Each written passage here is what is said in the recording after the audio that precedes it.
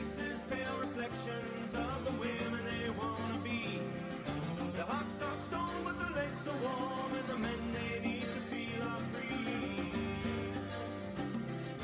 Free of maturity, ready with a decadent song, ready to show them around the world and to help them get along. In a world they never understood or ever really wanted.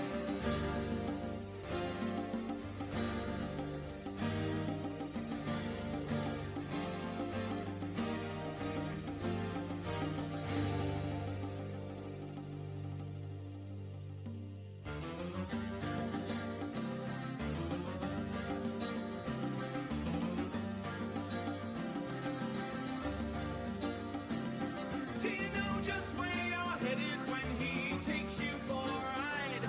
If your mama knew, what would she do? Would she surely rip your hide? Or would she even care? Would she take away your makeup case and make you wash your hair? Oh shit, I missed the flip. In a world you never I missed the flip. How's it going, everybody? Music down a tick here. What's I'm that? here. I made it. I'm wearing armor. Whoa, look at this guy. He's got a metal bib. It's called a goon. Protects my neck. And It's for when you're eating. It's when you're eating nails. They just Yeah. go ting ting ting ting ting ting. it's actually better when you're eating lobster because if they're alive, it protects your throat from their little snicks. Jeez. You know what I'm saying? Yep. How we doing, buddy? I already have a beer. Good man. Oh, I was waiting. That's okay. Before. That's I can okay. crack one, I though. just had to run up. No, it's fine. I just had to run up and grab a little espresso there. Here's what the thing. One time ever stream, we crack one at some point. No one knows when, but it'll happen. That way we can be sipping a beer before. Sure. starts. You know what I'm saying? Okay. Let me get my shit together. It's a little apologies. haphazard day. Hopefully, let me know if you guys can hear me. I should be coming through just fine. Everything looks okay in OBS. Okay, let me get my shit up here. Seems just fine. Boom. This is looking fine. Seems just fine. Yo, what up, Jeremy? Yeah, how you doing? I want to pop that chat out so I can see the old YouTube side.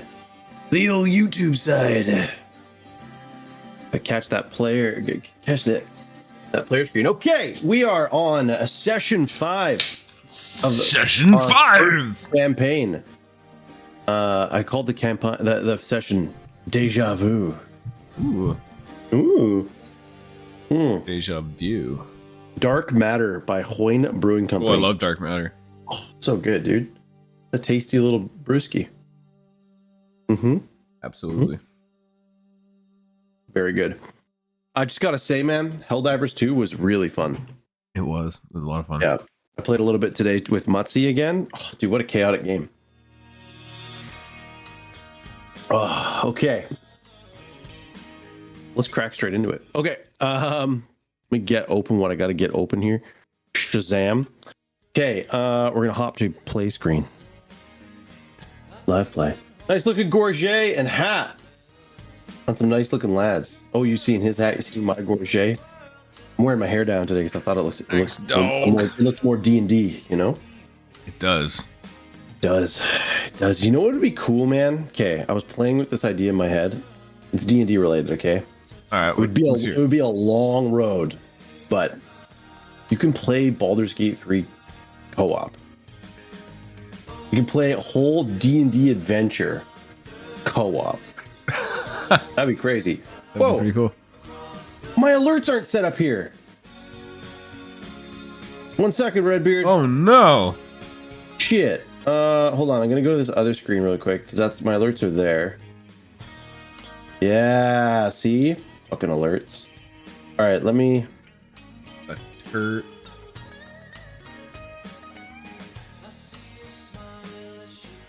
Fuck yeah, text to speech is the best. All right, D&D. Wait, the alerts are here. Maybe they just weren't on the chat screen? That's what it was. They're not on the chat screen. Oh. Way to go, me. I'll fix that later. There's just some time how to spell gorget. Fair enough. Because you were too busy trying to spell gorgeous. See what I did there? Because we're so gorgeous. Nice. I backcombed my beard, and then I was like, nope. And I combed it back down. I looked like a crazy person. I thought it'd be funny. It was not. Okay. Let me unpause. Let me make that a little... Okay. I just want to confirm to make sure this comes through. Do you hear these alerts, by the way?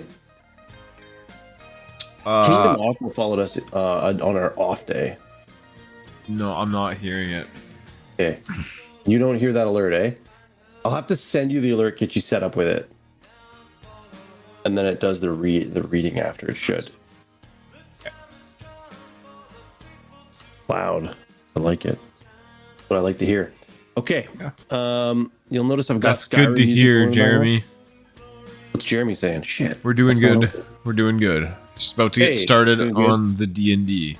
Yes, so I gotta get myself into the right mental space here. Last time on Dungeons and Dragons, our hero Silicus, being joined with his good friend Alden the Ravencloak, the two of them attempted to rout the bandits from the old manor on the hill, and all was going well until it didn't. They attacked one room full of bandits, and Silicus used his sneaky skill to sneak through a connecting fireplace to come up behind them. But unfortunately, his timing just wasn't right, and the enemy was able to turn on him and strike him down with two swift attacks to the head and neck area. And down he went. Darkness overtook him, and as he felt himself falling toward the darkness, a blue light pulled him back. And first it started as a small dot, and it grew and grew and grew until it became an overwhelming blue flame that threatened to just completely overwhelm him. And then he opened his eyes, and he found himself back, laying on his back, staring up at that massive ancient stone door with carvings all upon it. He finds himself laying on the ruins, on the floor of the ruins, where he awoke just 8 days before. Naked. God damn. God damn indeed, my friend. All right. What's the situation here? Was there anything around me? Are there any corpses? Sure. Rusty bodies I can grab some clothes off of? Silicus pushes himself up to his knees and glances around the room. Now, the room is quite dim. It is hard to see. However, there is this blue light casting from the small fire in the center of the room. By the way, the fire is right here. Ping. Right. Ping. And from there, I gotta change my color to something better. Here we go. I want a bright blue. Easier to read. See. Okay, cool. You glance around, and you can see the old skeletal remains of previous warriors that it's from some ancient battle that happened in this room. There are some rusted pieces of armor, and here and there you find a set. Rummaging around, you manage to find a set of rusty chainmail. Nice. That will do an okay job. It's gonna be like chainmail with like a -1 to the AC because it's until you get it repaired. And Sure. let's see. Let's have a look. I'm gonna get chat to do a roll for me. Apologies for YouTube chat. We don't have I don't have commands set up for. We don't have commands set up for YouTube. The commands are only on the Twitch side. Yeah. And every so often I will ask for a roll. So let's see, 1, 2, 3, 4, 5. Okay, Nicely done, Jeremy. I hope the 2, loot was fat. 3. I'm running 2 purples on. Oh hell yeah, dude! Nice, 2 purples back to back. Okay, give me a. I need someone in Twitch chat to give me a. 1d69. 1, 2, 3, 4, 5, 6. A D6 roll, please. 1. Yes, D6. sir. No. Someone in Twitch chat. Ah. A 4. Here we go. 1, 2, 3. What was the one I chose? Oh, yeah. Okay. You find a mace on the ground. Ooh, cool. Usable. Okay. Would you like me to add these to your character for you? Sure. Okay. So here we go. A mace. Oops. Some bear mace. Could you imagine? I'll equip it for you. And then we need armor. Now Some OC spray. you have chainmail on. I'm gonna edit this. It's heavy armor. Ooh. With heavy armor, you're not gonna be able to do any of your rogue stuff. Oh, poop balls. I mean, you could wear it for now just to be safe, and then when you get out, you can. It says it weighs 400 pounds. There's just no way. That's so stupid. Okay, Crap. I'm gonna make the AC slightly worse for yours because there's no way. Why does it say 400 pounds? Hold on, let me. Plate mail weighs 500 pounds. What? There's no way. There's no way. Hold on. I gotta look these up in the fucking game, actual game. 1 sec. OSE database. Wiki. Yeah, is that an ogre's chainmail? Like, holy crap, dude. Old school essentials. Database. SRD. Scrim Sardine. Weapons and armor. Grim sardines. Grim Sardine. Grim Fandango.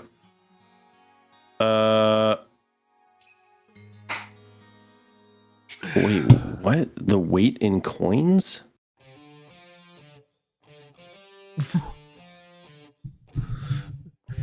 This shit's crazy, dog.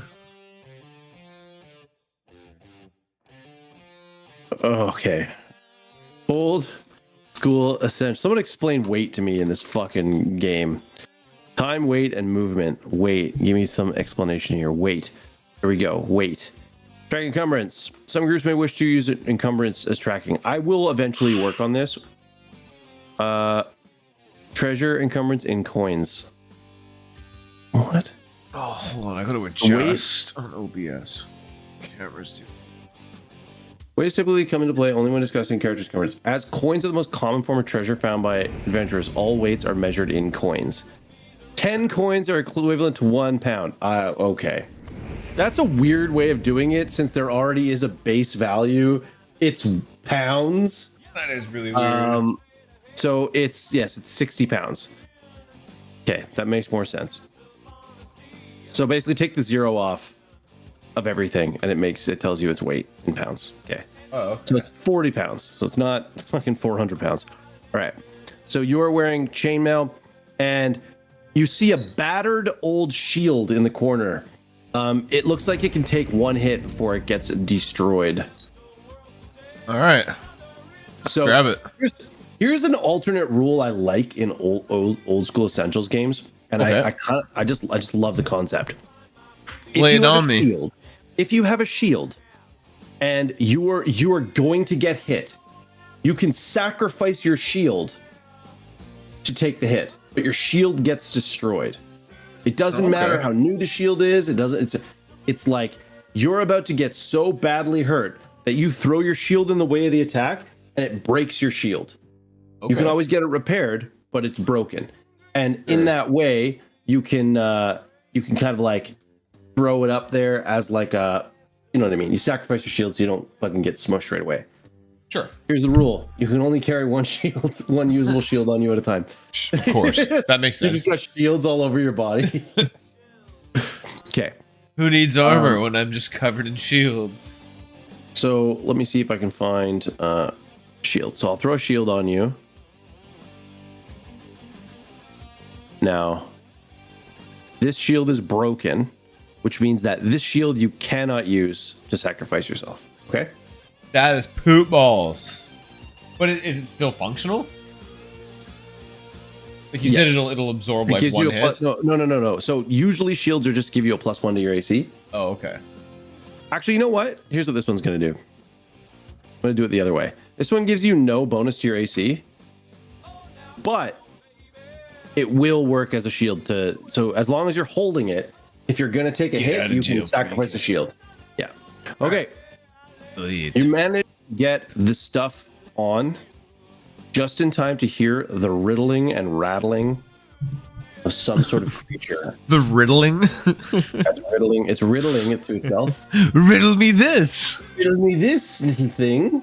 And it is coming toward you. Oh, From no. this direction over here. That direction there.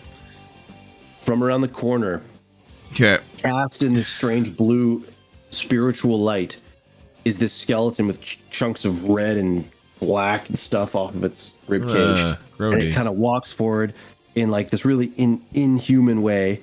Ow, fuck, this really hurts. My hair's getting stuck in the hinges. And it looks up at you and goes, and you just hear it almost like an undead whale comes from like an actual whale. Yeah, it wails at you from beyond, but it's like more of like the scream of the damned. Like it starts as a wail and then it kind of becomes like a and it starts coming at you, dragging behind it a like a halberd, Ooh. a rusty old halberd. All right. All right. Okay, so here's what we're gonna do.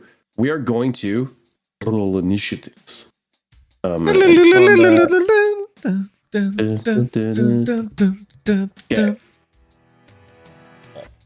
I really don't like the way they do initiatives in this game. 1d6. You're on two different teams. Yes, you're gonna do 1d6. You roll. Yo, let's go. I got a 6. Hell yeah, dude. Is luck in my favor today? 6. So, all right. So, oh, you know what music I had on last time we played? It was really cool. Was the Elden Ring music. Elden Ring original soundtrack. That's not what I wanted. Here we go.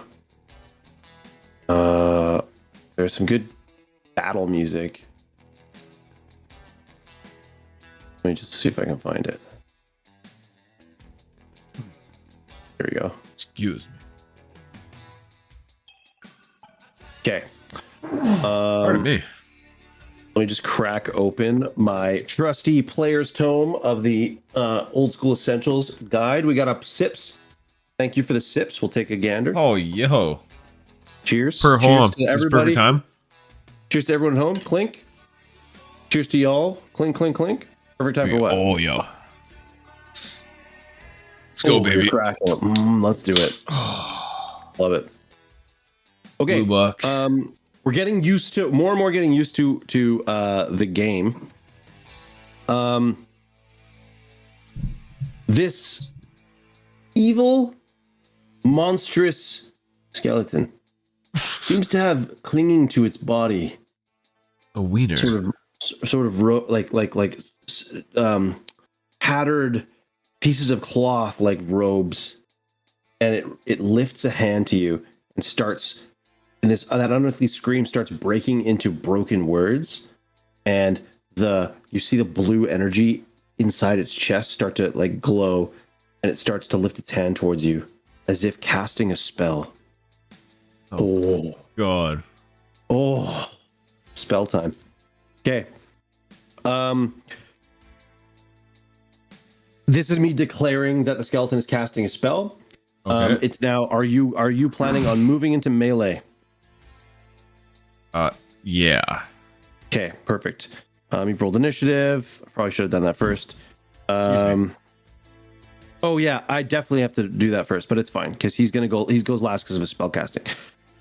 Okay, you go. Monster morale doesn't roll. You now move, and you've got more than enough space to move to the enemy.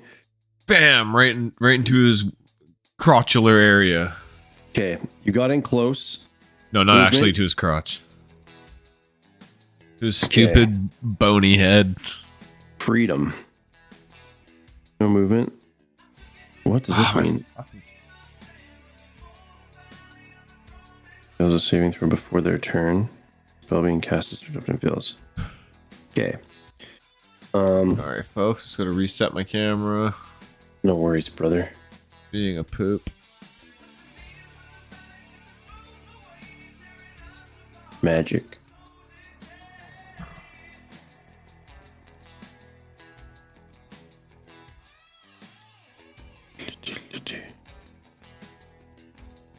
Dispel glowing tournament.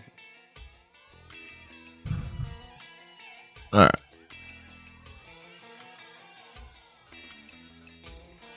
Okay.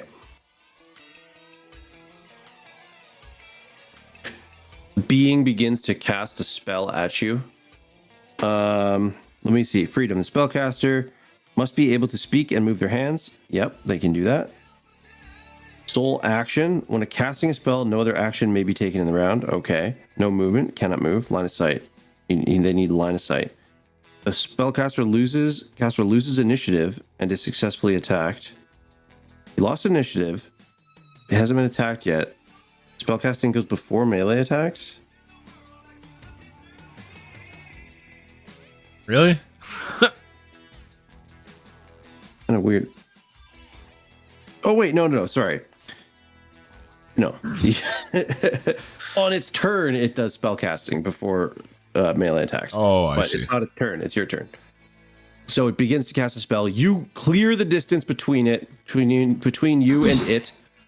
And it has an armor class of 7, and you still have a THAC0 of 19, right? So you need to roll at least a 12 or higher Okay. on your On attack. a 1d20? On a 1d20. Yeah. Oh, I got a 12. Fuck yeah, dude. Okay, so please roll damage. One. The 1d6, yeah? Was it? I can't remember. It'll say it on your Warhammer. Inventory, Or on your my mace. It is a Yeah, 1d6. 1d. If you click on the mace and break it down, it's like the top left corner there. Click on the mace. So Oh, there it is. don't Yeah, click- yeah, I see it. I see it now. Yeah. Yeah, don't click on the picture of the mace because that'll Yeah. start rolling the dice. Yeah. I got a 5. A 5? Oh, Yeah. dude. So the skeleton starts casting a spell. You rush in, kind of dropping low to kind of get below its arm, just in case the blast comes out. You don't know what spell it's casting because you're not a magic user, and you swing up with your cudgel, your mace, and you smash it in the sort of right in the shoulder, and it just the bones just shatter and sort of out of the shoulder as if you broke into some whatever magical essence is holding its bones together, like severs, and that blue energy that it was trying to draw into a spell just bursts out of its busted shoulder as it kind of screeches and its body just crumbles in front of you. Oof. Get wrecked, nerd. Around its neck is a gold necklace Oh, that has now fallen to the ground in front of you. let's get our drip going, son. Let's get dripped out. Now let's see if there's actually like a gold necklace item in here for me to give them. No, that's ammunition. That's not what I want. SRD, do coins, spells, encounters, items. I want mundane items. No, thank you for that. Treasure. Yeah, baby. These are treasure tables. Here we go. Miscellaneous treasure. Those are that's like, I just want fucking shitty item to give him. Fuck. I don't have just okay.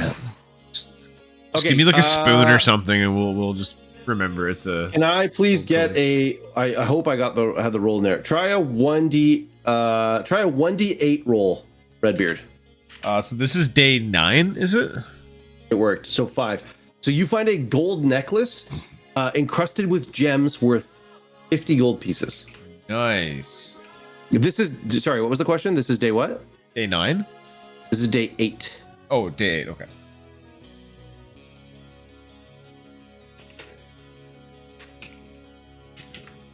Let me just confirm that. I'm 90% sure. Sorry, I'm just taking notes. Yeah, you're good. Rated Worth 50 gold.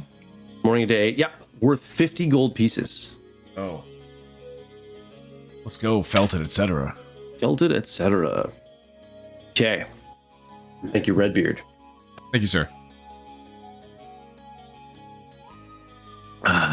Delicious. Did you add them into your character? The 50 gold. Oh, so there's not a necklace. I'm just gonna get 50 gold. Is that what you're saying? I would. Do you? Okay, this is a good question. Do you want to have to fence your items, or would you rather it just go automatically and we just count the treasure as coins? I mean, if it's easier to just sell stuff, if it's easier to matter, it doesn't really matter. It just makes it's just like not that much easier. It's do you want the experience of gathering the stuff and bringing it out? No, let's just make shit that's worth selling, like stuff that's just junk to sell. We'll say you've got a junk pile and you bring it back in. Yeah, and that way we don't have to. If a specific item I describe, you like, I want to keep that, then we'll put it in your thing. Right. Yeah, but just to kind of like streamline things, you know. Yeah, for sure. Okay, and also, he did have an old pole arm. If you would like to use it or take it. Now that's something that you'll have to actually sell if you don't want to. Yeah. Yeah, sure. I'll take it. Can I take it? Yep. Let me find the weapons here. It was a halberd. I don't think they have specifically halberds, but they have pole arms. So I'll put a pole arm in your weapon. Oops. Where'd that go? Okay. Pole arm. Where the fuck are you? Here we go. Okay, so you have a pole arm now. You don't have it equipped, but it's cool. If you look at the qualities of your weapons, they tell you details about them. For example, it's a melee weapon. It is slow, which means you go at the bottom of initiative when you use it. Two-handed, and you can brace, which means that if you get charged, you can brace it on the ground, and I think you do like double damage or something. That's pretty sick. Yeah. All right. Okay. So you are slightly familiar with this space. You've been here before. Yeah. So what would you like to do?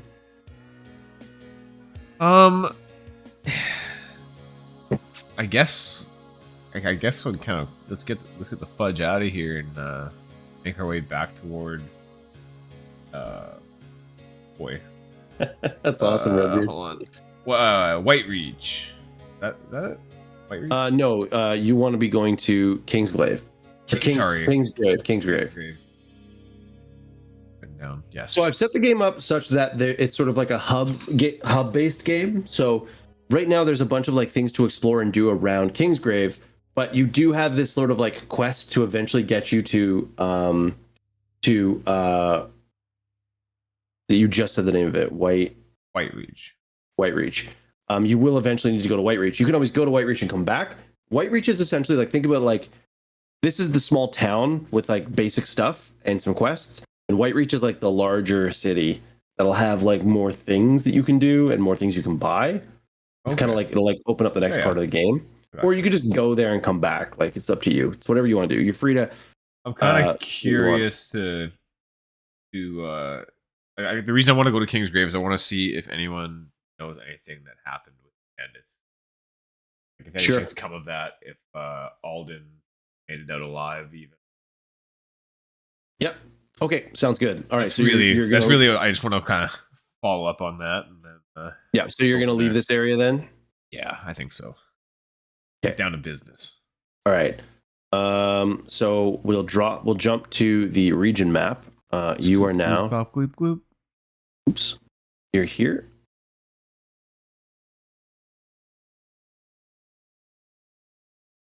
So you're in that square, and as we said before, it takes you a half day to travel through a full square, and it's the morning right now. So, by the way, so I'm not going to say by the way. Actually, it is just after dawn, like a few minutes after dawn.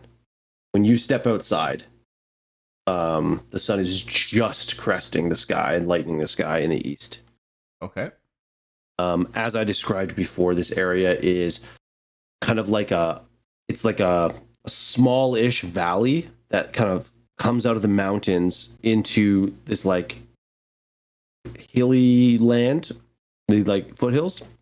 And the area you're in, these hills and foothills are covered in graves, graveyards, mausoleums, more modern mausoleums, as well as old centuries old mausoleums, and then also like ancient barrows and stuff are here too. This is like an ancient burial ground that's been being used for a long time, and it has been known for a long time as the Grave of Kings.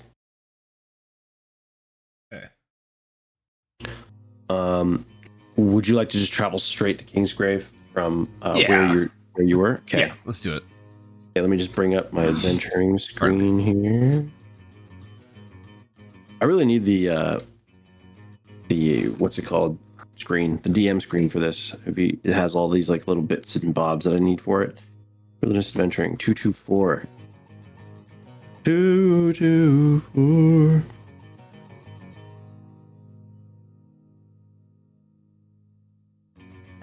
Okay. 224. You've decided your course. 224. It's a course you know. So It's a course I know. open range is pretty easy for you to travel. You are going to need to eat at least once during this day, so you might need to do some foraging. Oh, bro! Dude, bro. Duh! Okay. You are in clear grasslands. I'm going to consider this. You're technically in hills, but there are paths, and so it's not that hard to find your way. So please roll a 1d6. Yes, sir. A 5. I'm getting the luckiest roll. Let's go. You do not get lost. You are able to travel in the direction you need. You can do some foraging as you walk by rolling a 1d6, please. Okay. Yeah. I got a 4. 4. You do not find any Poo. any things. Okay. You're not gonna do any hunting because you're trying to walk. You're all good. You're not slowed down. You're actually going faster because you have maintained roads. So you go fit. Oh, okay. You're gonna be able to make this trip in one half day. Let's go. 50% faster. So you won't need to sleep. You don't need to rest. We do have to check for wandering monsters though. We roll once per day. Okay. I'm gonna pick a number. Yeah. And I'm gonna get Twitch chat to roll a 1d6 for me, and if it's the number I'm thinking, it'll be a wandering monster. Go. Yeah. It was not the number I was thinking. No wandering monster. Oh, thank God. By mid-afternoon, or by just after lunch, you feel a grumbly in your tumbly, and you arrive in the town of Kingsgrave. And guess what? I've created Kingsgrave on a map. Let's go. I do not own any token with vision. I'm going to bring a token in, don't worry. Oh, okay. Oh. There you are. Does this token have vision? It should, right? Doesn't have vision? How stupid. Vision enabled. Oh, god damn it. I hate that they do this. Okay, give me a sec. It just I want this to just be a visible place. Global illumination, please. Hey, there we go. Okay. Oh, look how quaint. So you walk into. I haven't fully finished the map, so like imagine more ruins like on the outskirts of the town, but it's a pretty small town. You recognize the town as you come walking in wearing this old armor. The armor includes a very old helmet. And as you start walking into town, people start giving you strange looks. Like a little bit of fear crosses their faces as you enter the town, Kingsgrave. Rightfully so. Let's take off the helmet and give him a real scare, shall we? It's just one of the local people and their kids are playing around, and they see you and run off scared. You make your way across the busted ass bridge, and as you enter town, you are stopped by a shocked looking Sir Cedric Holloway. He comes around the corner kind of like, not a frenzy, but like, whoa, what the fuck's going on here? He comes around the corner and sees you, and he stops dead in his tracks, and his eyes are wide. What's up, Cedric? He's like, you, what are you? I don't know, but whatever it is, it's pretty cool. He said you died. Nah. He said he watched you die. His eyes deceived him. Saying Ravencloak lied. No, he did not lie. I only allowed him to see what I wanted him to see. Are you a wizard of some kind? You see his hand go down to his sword. He goes, I must speak to the mayor. In a land like this, we cannot allow this sort of magic to pass. Come with me. And he like nods to one of his like guardsmen guys who's like beside him, and he turns and starts walking towards the mayor's like house and nudges you along. Hey, easy, pal. I'm some crazy wizard, all right. I'll turn you into a frog. The guy looks like all afraid.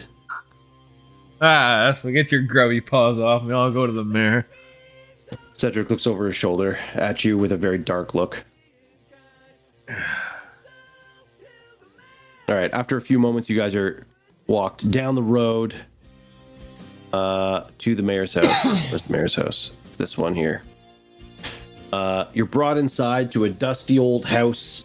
It looks pretty well kept, but like as in cleaned, but the mayor himself has clearly not done much to keep it up, even though ever since his wife passed away. He's in his study working, and invites all of you in. He looks very confused at first, and then he sees you and he goes, what in the nine hells is this? I just spoke myself with Ravencloak. Alden swore that he saw you fall. And then Cedric cuts in and says, yes, he came from across the river, from the graves. And then the mayor looks at you after a bit of silence and he goes, well, explain yourself, Silicus. Oh, I don't really know how to explain it. Just kind of woke up, you know? What do you mean, woke up? Well, it was kind of embarrassing. I mean, I lost in the fight. And yeah, I just woke up. I woke up again. Where? I don't understand. You woke up in the bandit's manor? I woke up in a temple of some sort. Is this where you came from when you came down with Balthazar? That's correct. He turns to Cedric and he goes, dispatch a runner to find Balthazar. He said he headed east to Whitereach. Call him back. We need to ask him whatever questions he may be able to answer. He looks back to you. Hey, what's up, Tinks? Yo, Tinks. He looks back to Silicus and he goes, people are going to look at you strange in this town. We don't have a lot of trust of magic. As you can look around, you can see that the fall of this previous civilization was much to do with magic. I don't know if I'd call this magic. What else would you call it? You were struck down, and then you awoke. You're wearing different armor. You're wearing the armor of like an ancient guardsman. Oh yeah, that dude is long dead. You're wearing the armor that the skeletons that come to attack us from the graves wear. Huh. Oh, it's doing the trick. Kind of gives like a deep breath, and he goes, I think you should speak with Hadria, cleric in town. She may be able to answer some of your questions. Or she may be able to answer some of our questions, and perhaps check to see maybe she can perform some rite on you and at least determine whether you're a lich or something that for us to be concerned about. Oh no. I don't think I'm a lich. If anything, I'm a Chad. But it's a Chad. Don't worry, it'll be overused in a couple of years. Hey, no worries, Game Taker. It's all good. He goes, well, I'm not asking. You need to go speak with Hadria. At the very least, she'll be able to make sure that you're cleansed of any taint that could have come upon you in the darkness of the thing. Stop. Stop acting like you're a person from our world in this game.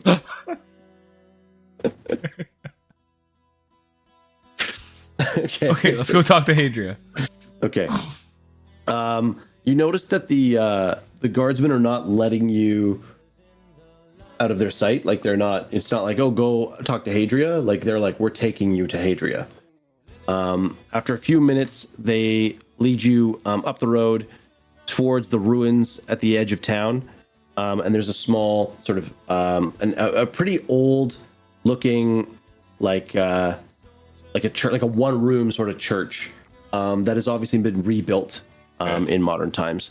And that young woman that you'd seen before is currently like out back as you approach. You can smell the sickly sweet smell of burning flesh.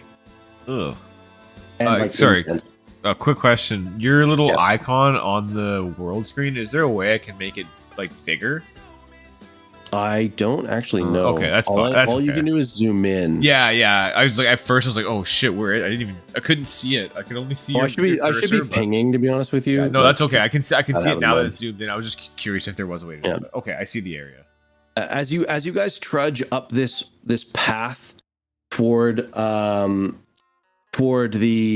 chapel, off to the left you can see this old broken tower just peeking over the trees, like down this way. You don't remember noticing the tower before, but it catches your eye as you approach. And as I said, you can smell that sickly sweet smell of burning flesh coming from behind the chapel, and incense and stuff, and a whitish plume of smoke is carrying off. Once you guys get to the sort of the edge of the chapel, instead of going inside, you're led around the side along a path. Again, this is all just sort of, flagstone and mud and rock and stuff. It's not like paved. Once you get to the edge of the chapel, Cedric stops and he turns and he says, Silicus, wait here. I need to speak with Hadria before we bring you around the corner. And I should warn you,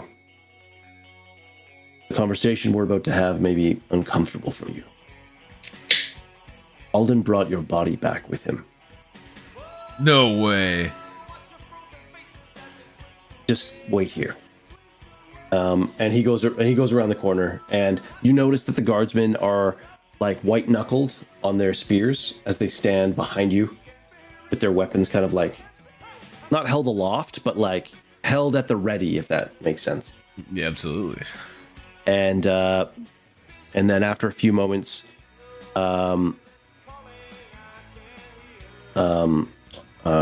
Cedric comes back around the corner and he goes, Adria's asked us to enter the chapel and that she'll join us when she's ready. Go ahead. And he gestures to a door for you to pass through. Okay. So this one room chapel.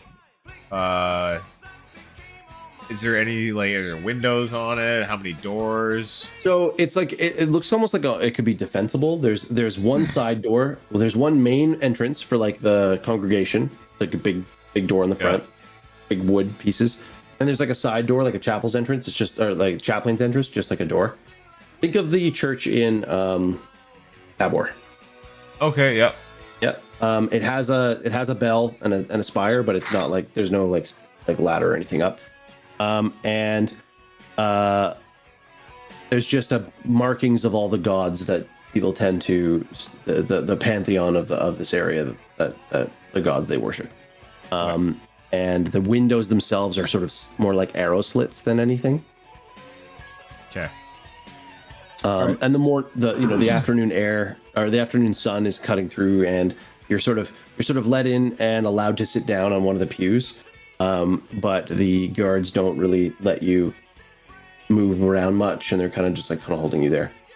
After a surprisingly long time, if you had a watch, you'd been checking it a few times. You're just sort of waiting. And eventually, the door you came in opens, and in comes Hadria. She looks tired. She looks tired. She's covered in like smudges, like ash and stuff, and her hands are dirty. She walks over to a small basin and cleans them before even acknowledging you. She walks over. She removes her like vestments and puts them in like a cupboard, like a cabinet, and picks something out of that cabinet and turns to face you. She has a grim look on her face, and she's holding like a holy relic. She approaches you and looks at Cedric and gestures for him to move, and Cedric and the guardsmen move like out of the way. They don't want to be anywhere near this. She looks at you and she goes, "It's good to see you again, Silicus. Do you remember our last meeting?" Yeah, vaguely. Can you tell me about it? I believe I approached you in the middle of town. What was I doing? You're speaking with somebody else, I believe. What was I speaking to that person about? And what was on their wagon? They had a bunch of corpses on their wagon, didn't they? They did. Silicus, I'm going to ask you to stand up. I need to prepare a ritual to make sure that you're not something else wearing your skin. Okay. Pretty sure it's me. She gestures for you to follow her, and she has you kneel sort of in the center of like the altar where there's like markings on the ground. And she turns to Cedric and his men, and she goes, "Arm yourselves." And they're like, Cedric draws this long blade out of his sheath, and the guardsmen look like Cedric is like, the holy leader has given me a command. I shall draw my blade and with righteous fury enact her need. The other two are like, fuck me. Exactly. So they kind of walk up like weapons in hand at the edge of the circle. And she begins to chant in sort of some religious kind of speak. And she pulls out a small sort of flagon of liquid. Not a flagon, I guess, more like a flask. She pops a cork off of it. She walks over and she goes, "Tilt your head up and close your eyes." Okay. And she basically pours holy water over your head. She like fucking waterboards you with holy water. Sweet. While chanting and casting some sort of spell. Suffocating on the Holy Spirit. Yeah. So you don't know what spell she's casting, but you can see you can sense the magical energy pulsing out of her thingamajig. Relic? Holy relic. Yeah.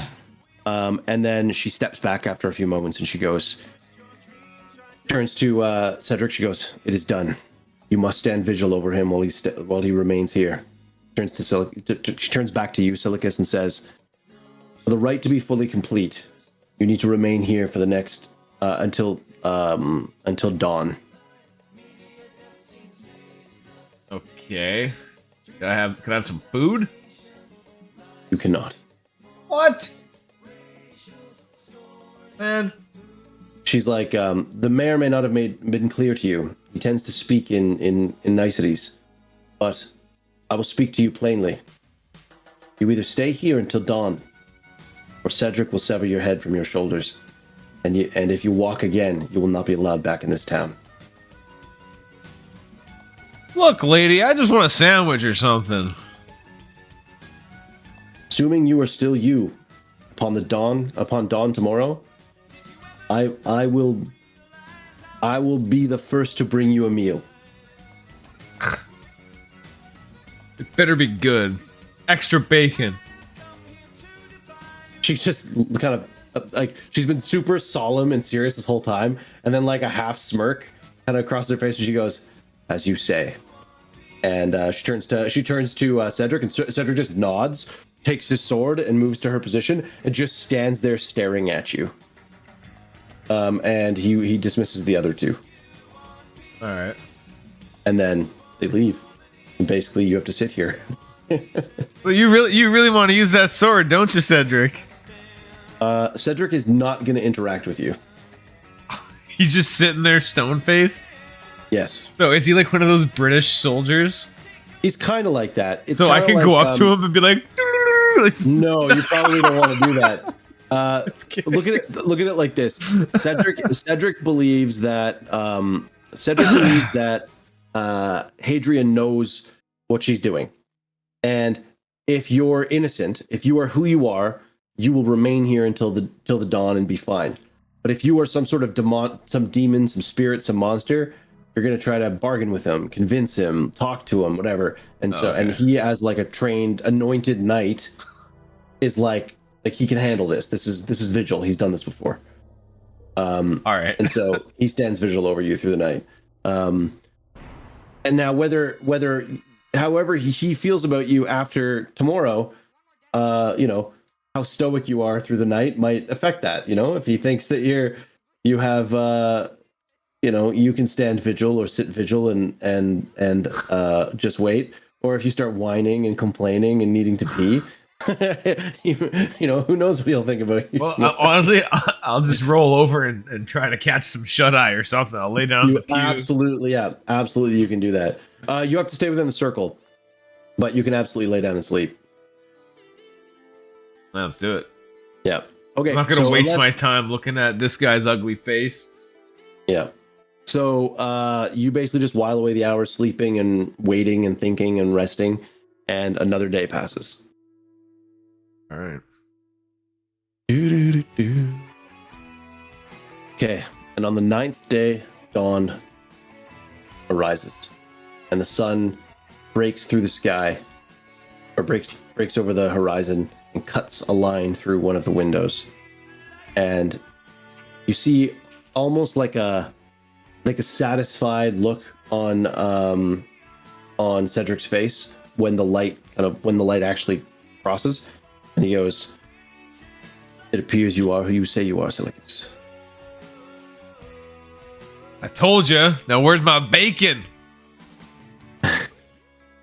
I'm sure Hadria is on her way, and after not very long, the door opens, and Hadria walks in, and she's in chainmail vestments. She's got a mace, like a nicely made mace at her hip, and a shield on her back.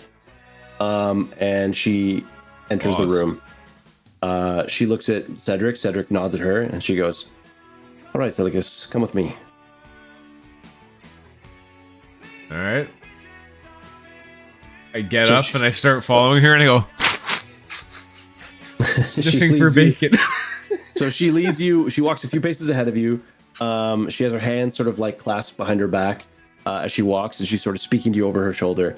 And she goes, "You're a rare case, Silicus. This place is we live close enough to the abandoned kingdom that strange magics occur here. Many of us have died, or many people in this town have died to these strange magics. So please forgive our mistrust of the situation. I believe you to be not necessarily a pure-hearted being, but at least one not tainted by the dark forces in the world. The town folk will see you as something different now, though. Understand that. How they view you, whether a monster or a hero, will determine on the actions you take. You must know that this town is not safe for the people that live in it, and they are careful to protect themselves. You would not be the first person to be outcast from this place. And believe me, the people in this town are hardy. They're quick to violence when necessary.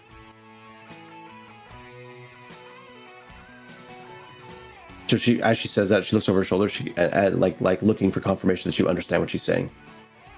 Oh yeah. She goes, I've spoken to the innkeeper at the Soul's Rest, and they have a bacon sandwich waiting for you. And excellent. She leads you to the Soul's Rest, opens the door, gestures for you to enter. When you enter, the mayor is there, and he kind of claps. He goes, "I knew it! A good man, this Silicus. He headed straight off to deal with the bandits when I asked him to. But obviously, came to some unfortunate end. Now, he walks up and he reaches his hand out to clasp with yours. Shake hands. Go. He goes, It did not end so soon. He goes, you must be hungry. I've made sure that the innkeeper has prepared you, what was it, a bacon sandwich? With a side of eggs and sausage. Yeah, she must have forgot that there was beer with that too. She must have forgot that one. He looks over at the innkeeper and gives like a snap, and the innkeeper nods and pours a drink. And he goes, and don't worry, this meal is on me. Now, come and find me at my manor when you finished up here. There are some tasks I need to speak to you of. Yeah. And I do believe, and he looks over at Hadria, Hadria needs your help with something. Now, stay alive, my friend. He slaps you on the shoulder and walks away. Dude, this mayor is a boss. This guy's the best. I want to live in this. I'm going to settle down in this town when my adventure's over. Good, because this town is a central hub, so hopefully you can build it up. By spending your own gold, you can add like fortifications to the town, whatever you want. Wow, pretty cool. All right. So let's eat our food. Let's slam a couple, and we'll go stumble on over to the mayor. Okay. All right. So you walk to the mayor. People in town aren't like afraid of you now, but they're just kind of like, weary. Yeah. So you end up at the mayor's place, and you're allowed inside, and you find yourself in the mayor's study, sitting in a chair, with the mayor looking at you across the way, like this. You're an interesting fellow there, Silicus, I must say. I've never seen one quite like you. If I have it correct, and I may not be correct, I'm not a wizened wizard of any kind. Just an old mayor who cares about his town. Now, for some reason, your death meant that you arose back in the graveyard, in the graves of up in the hills near King, in the grave of the kings. Is this correct? That's right. This means two things to me. One, you may have the blood of kings in you, which means these lands and the lands to the west may rightfully be yours. And two, you cannot die, which makes you an ideal guardian of the town of Kingsgrave. What do you think? Maybe you stick around here, help us out, and make it worth your while. I'll outfit you.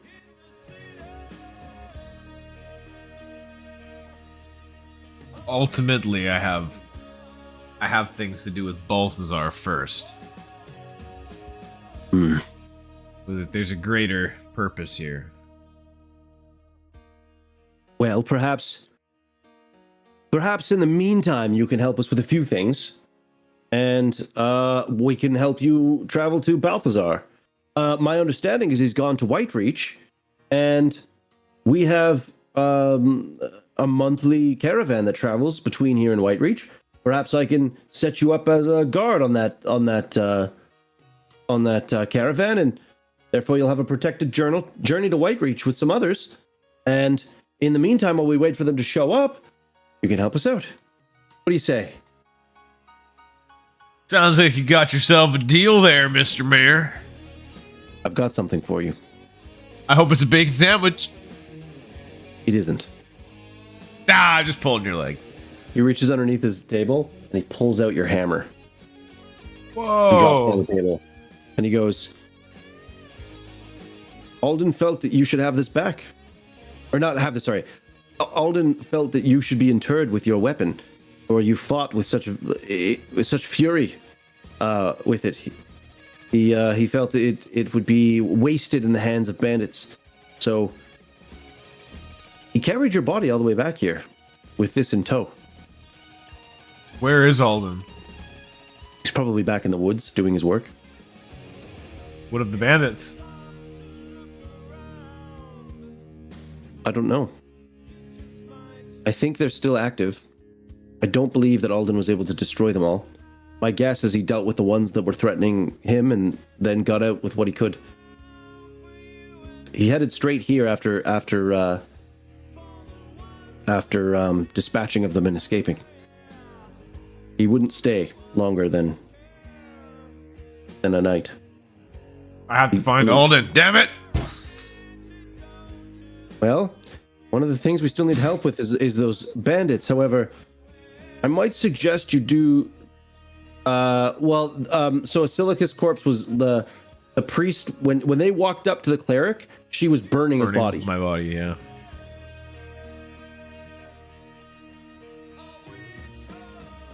Okay, so sorry. What was the last thing there? The bandits are still active, and so they need to be dealt with. So, yeah. so you will have an opportunity to find and work with Alden again. However, with what happened last time, perhaps you need a little more experience before you attempt to run down those bandits. It's worth pointing out, my friend. And he leans forward and he pulls out a little book. And he goes, "These lands are rife with history. Between here and the Great Wall, there are old outposts. There are old homesteads and lands that used to be lived in by those that came before the ancients. Old barrows. In the north, you may find old dwarven outposts. All of these places are riddled with items of great power and magic, and treasures you can use to strengthen your power. Weapons that can make you strong or fast. Breathe underwater. I've heard all of these things. Boy, there was a time when I wished that I could have been an adventurer, but no, I had to spend my time as a merchant, and now I've committed myself to this town. But you, Asilicus, there are so many things you could do, especially with this strange power of yours." I like the way you're thinking. Thanks for the tip. Welcome. Now, I might have something for you, but we should speak after you talk to Hadria. I know that she's quite eager to speak with you. Okay. So once you've completed whatever she wishes to do with you, return here. I have an interesting little proposition for you, and I'm willing to pay. Sounds good. Well, if it's what I hope she wants, it should only take about 20 seconds. He gives you a look like, don't disrespect our priestess. Also, do you want to be wearing chainmail? Do you want to be wearing chainmail, or do you want to like sell your stuff? Oh yeah, like, because I can go to the blacksmith, right? I was. Well, he said the Tobias. Oh said yeah, he's right. He'll outfit you.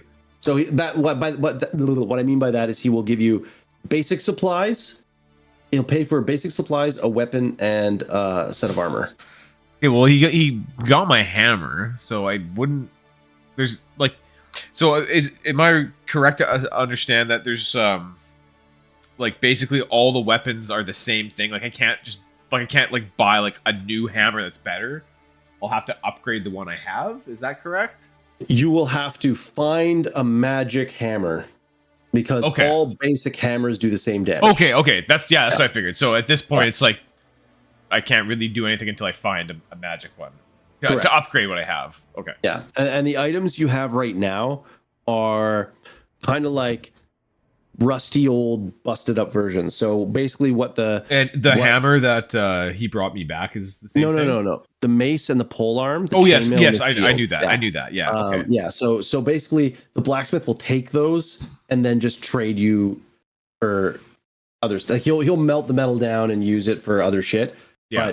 But he'll provide you with armor and a new weapon if you want. Now that doesn't mean you have a mace, but you don't have a bow. And he'll supply you with like a bow and arrows. Oh yeah, okay. All right. Well, yeah. Like maybe let's. That's actually a really good idea. Maybe I get a bow. Because I have my hammer, so I'll keep my hammer, get a bow, and then I guess I need like leather armor or something, right? Or to be able to use my rogue skills. Is that correct? I do believe heavy armor affects your ability to use the skills that you want. Let me just confirm that. I just say to the blacksmith, give me like min-max it, bro. Give me the best armor I can use without it making me loud and clunky. And he just looks at me. He's like, I don't know. Oh, you can only use leather armor. Whoops. Oh, really? So I can't even wear it. Oh boy. Yeah, I don't think so. Ooh-wee. Ooh-wee. Oh. That's a big oof. Good thing I dodged a bullet on that one. Let me just confirm here, but I'm pretty sure in mid-fight we find that out. You're just like, oh, dude, I'm sorry. You have no armor. That would be my fault. All of a sudden, the weight of the armor crushes you, and you're pinned to the ground. You can't move. Okay. Hit points, saving throw values, attack rolls, movement, class abilities, types of armor and weapons. Armor, weapons. Okay, so creating a character. Name your character by equipment. Note your values. Choose a class. Choose alignment, known languages, skills, blah, blah, blah. Ability schools, alignment, languages, sklanguages. Sklanguages? Sklanguages. Right. You're a thurf. You're a thief. Thurf. You're a thurf. Dude, look at this picture. People are getting fucked up by a giant crab. I love it. Okay. Wait, hold on. While you're reading through that book, I'm going to grab a drink. Thief. Thief skills. Pockets. Thief skills.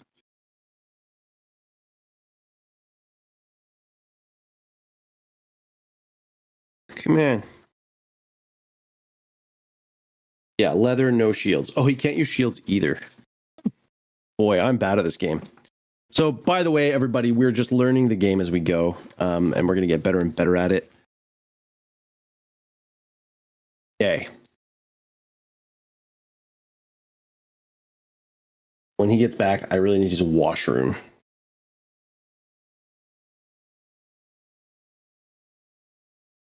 I hope he can access these tables.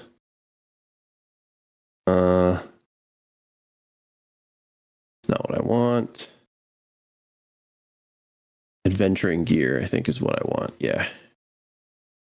That's what we're talking about. Say the cost. Right there. Perfect. Okay.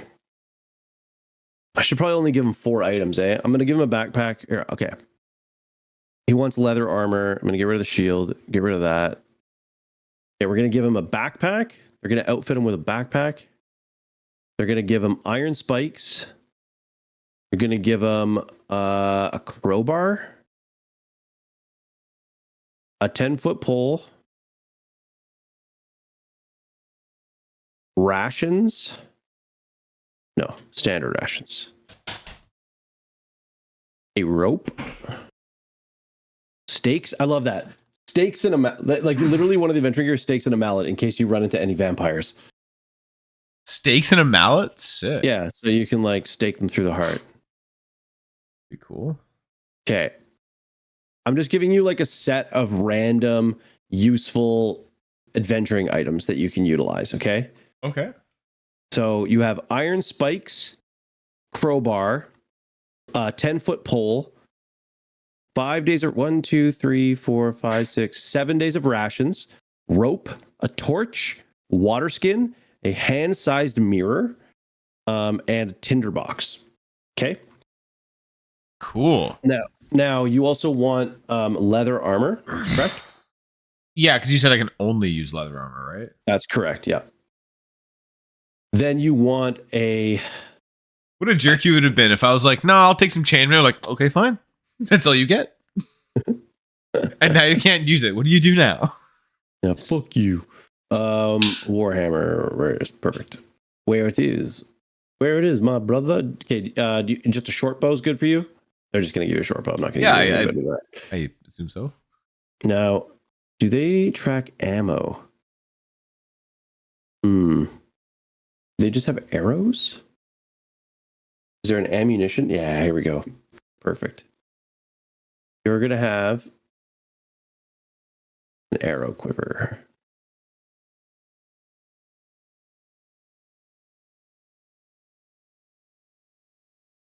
Maybe it goes in weapons?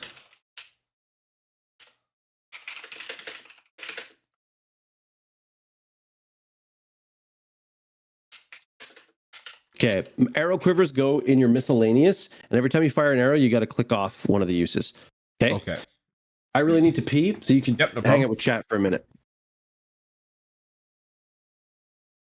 What's up, chat? Sorry, I'm just typing. I'm just adding in my notes here.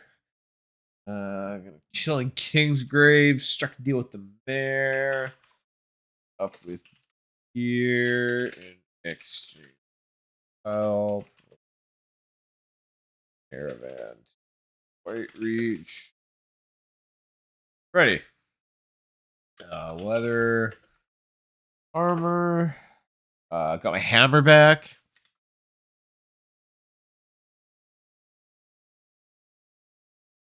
And honestly, I want to go find Alden. I'm gonna go find Alden, and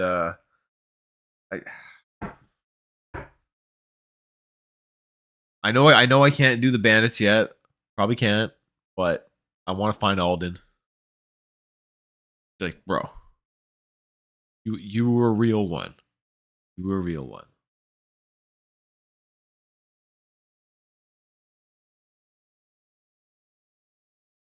All right. I am satisfied.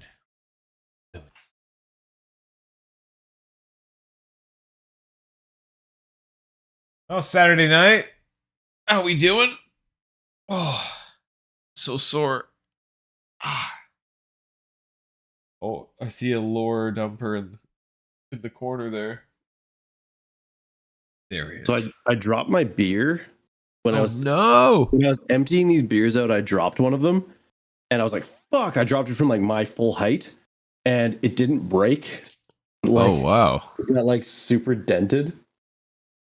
Like all over it is dented, and it didn't break. Oh wow. And so I have to open it and see what happens. Tap the shit out of the top of it. Well, it happened like days ago. Oh, it'll be fine. I was afraid it was gonna like spill or something. Don't open that over your computer. Oh, weird. Right where your lip goes, it's all fucking like dented. Oh, I hate that. I got the sore muscles red beard.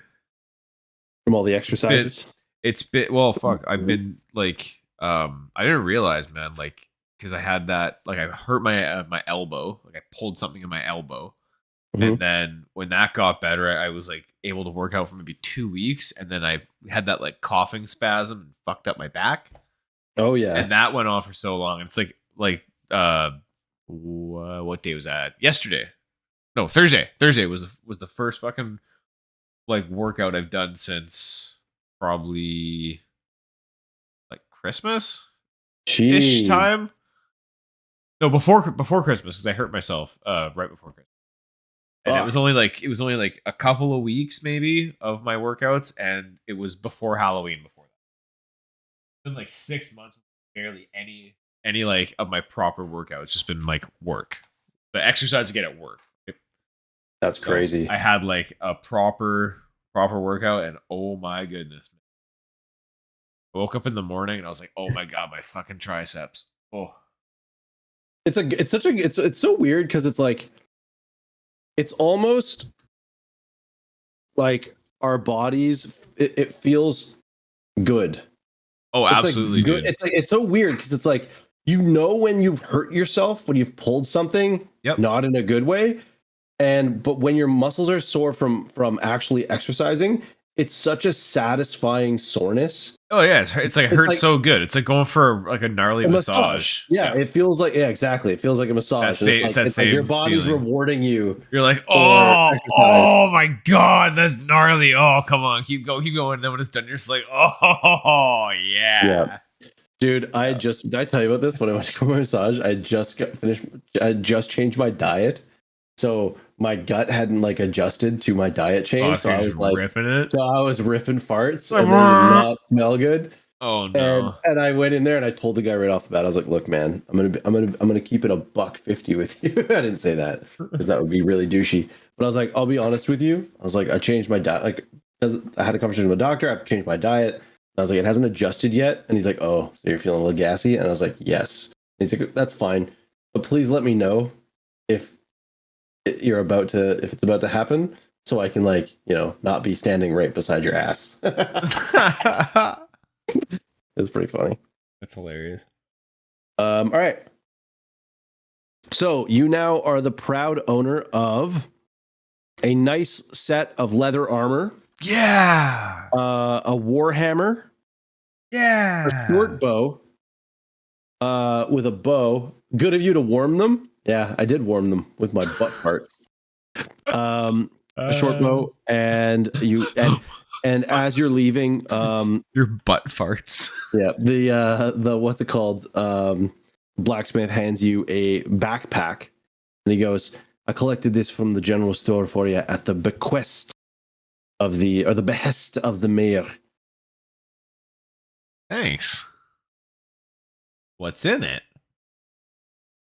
Gear that adventurers use, I guess. I don't know. Oh, okay. Swell. Thank you, sir. I will put it to good use.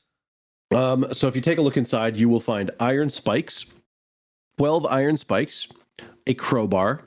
Oh yeah, I've got that open right now. Okay. Okay, 10-foot pole, rations, rope, torch, water skin, mirror, tinderbox. This game is about figuring out how to make it through, survive, do your thing, right? So all of these items have a use. Right. I can like MacGyver them some way. Yes. Cool. A mirror, Cool. you can look around corners, like that kind of stuff. Yeah. Sick. Okay. All right. Got your backpack, you're good to go. All right. Let's go to Hadria. All right. You head back up to the chapel and you find Hadria sitting on the chapel stairs. Sort of with her kind of like her eyes closed, but she's obviously not sleeping. She has one arm resting on a round shield and the other arm resting on her mace is upturned. She's got her hand resting on the pommel of it with the leather strap around her wrist. Sitting on the step at her feet is a helmet. Whoa.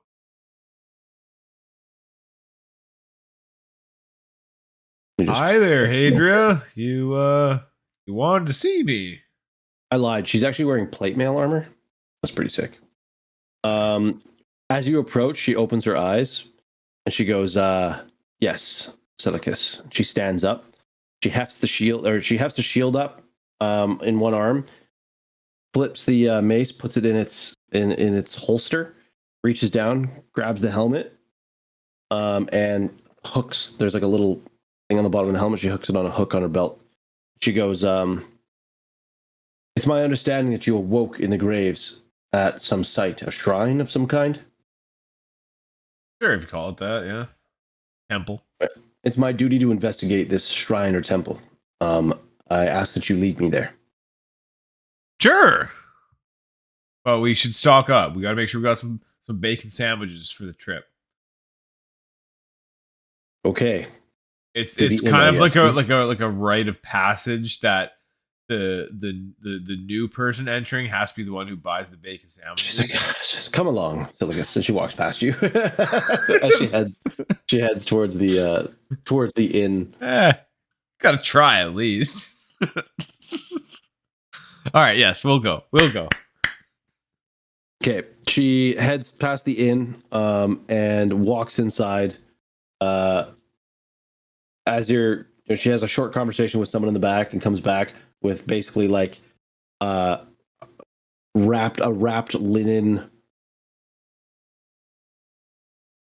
like a wrapped up thing in a bit of like waxed leather tied up. As she walks out, she just sort of shoves it into your chest and walks past you outside. Not like she's mad at you, but just in like a come on, let's go. And the thing smells of bacon. Wait, hey, we're gonna share this. Don't you want half? As I run after like a really annoying sidekick in an 80s action movie. Yeah. Or like the annoying main character, like the way too like happy-go-lucky main character of a Disney movie from like that era. Yeah. Or like not the 90s, but the 2000s where it was like the main male character was kind of like a doofy, devil may care character, but then the girl was a badass. Yeah. He was like a sub 80 IQ.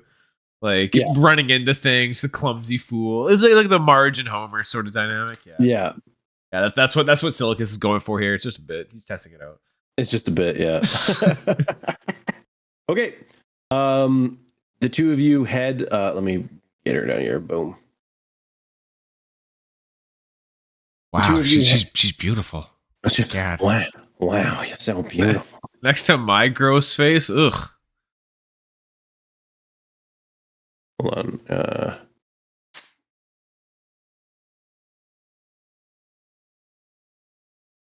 Jeez, I look like a scarecrow.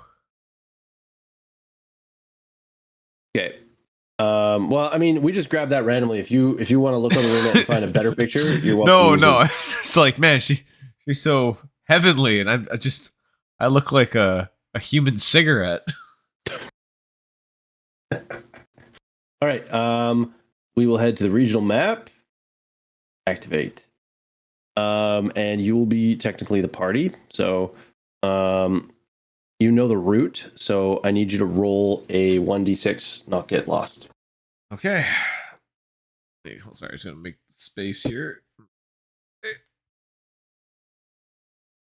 I got 3. Okay. You're good. I picked a different number. Okay.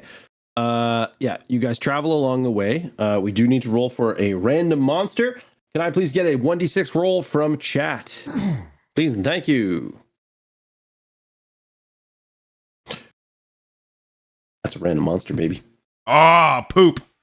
All right, let's find out what it is. What it is, my brother. Okay.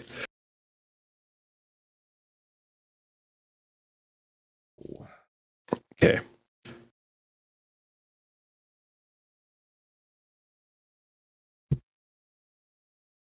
Hey. I must roll for initiative.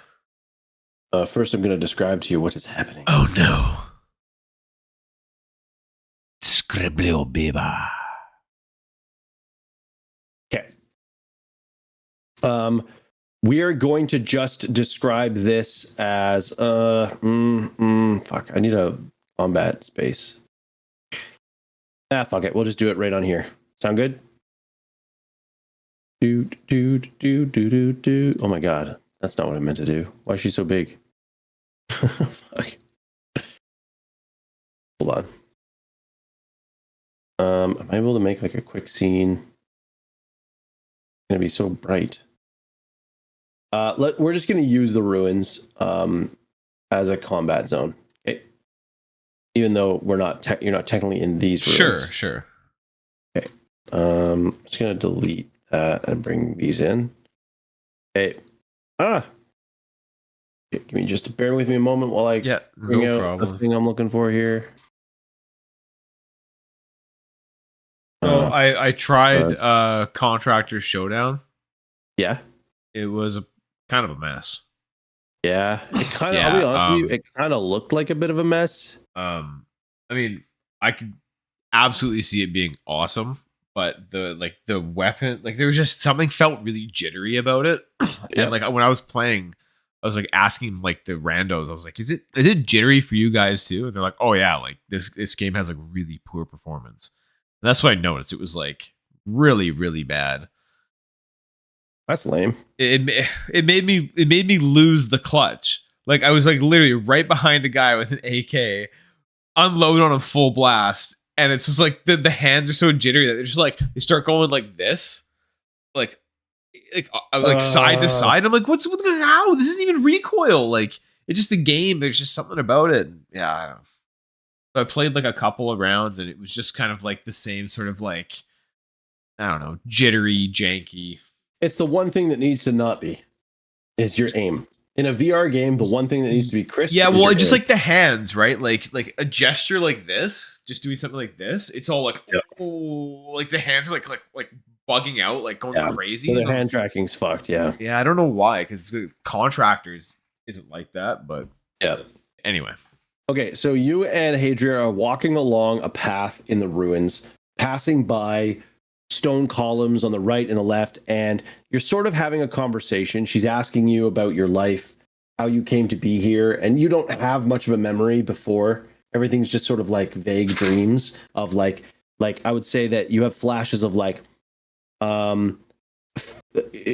fields before harvest, like late nights by a fire with and you think you're not alone. You think it's like the feeling of being warm and comfortable and at home.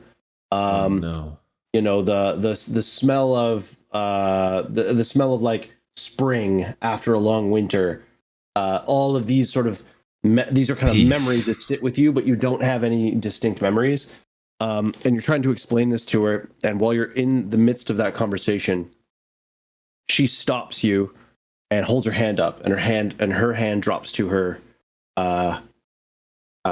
mace and draws it slowly out of its thing, and she kind of gestures for you to arm yourself.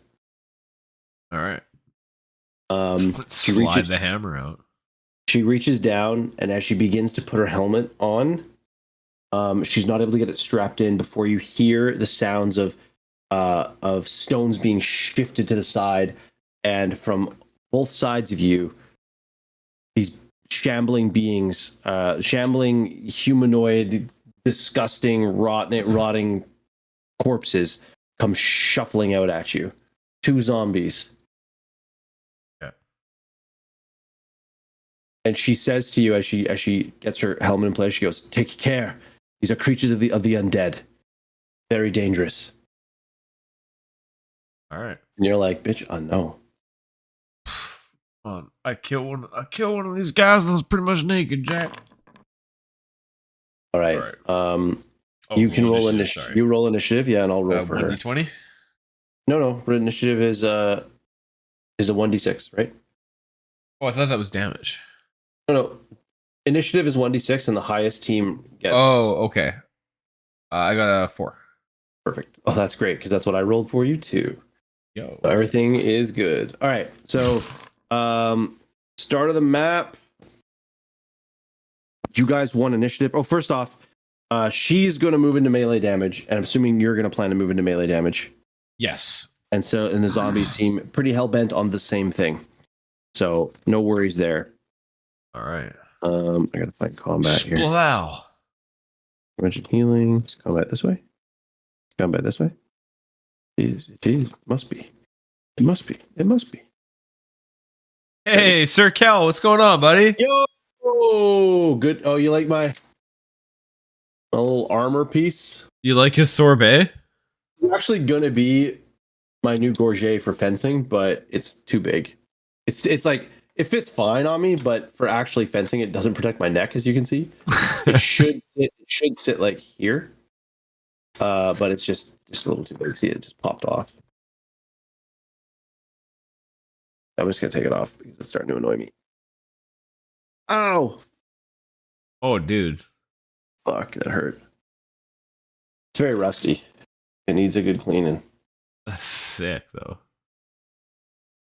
That is pretty cool, eh? So actually, the coolest thing is I'm gonna take this and pattern it. It's made up of four pieces of metal.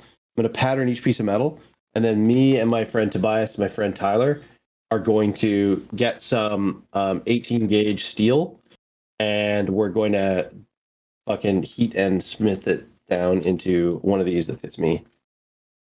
Sick, dude. Yeah, it's gonna be fun.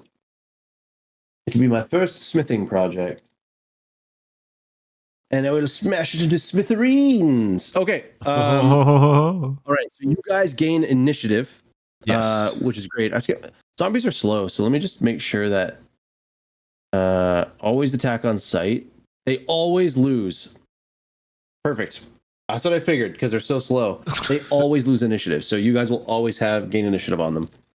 Okay. Okay. So you guys go. She rolled a 1. So you rolled a 4. She dies. So you're gonna go first. No, you're gonna go first. Okay. What would you like? So first thing, monsters morale, no roll, movement. Now you move to the enemy. Okay. I guess we go for this turd over here. Okay. She sees you going for that turd over there. And I guess turns towards the one That's below her. turd. That's poo. I don't think I rolled her health properly.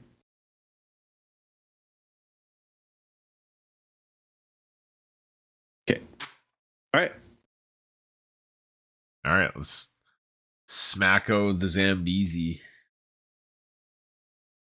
Oh, I'll move that for everybody so you can still see his abilities. All right, so you move up to him there. She is going to move to this one here. And no one's casting spells. No one's doing any missile damage attacks or whatever. So you attack. Okay. I just roll straight damage. Yeah, so you're rolling to hit against. You're going to roll your to hit against armor class. So you're going to roll a 1d20, right? I got 18, baby. 18. That is definitely a hit. Dude, I'm getting fucking good rolls today. God damn. Where were they last time, eh? Yeah, when I had back-to-back ones. Yeah. All right. What'd you have for damage? Oh, sorry. I got 5. Oh, 5. Let's go. Nice, dude. You have a strength bonus? No, right? How would I tell? What's your strength? My strength Check is your 10. attributes. You do not have a strength bonus. Poo. It would probably show up kind of automatically in your character sheet somewhere, but you Oh, don't think okay. about it. Yeah. Okay, so yeah, you rush forward. The zombie's like reaching out towards you, and you smash its shoulder or like its elbow, and it smashed like the elbow just breaks, and its arm just hangs off there from whatever meat is left.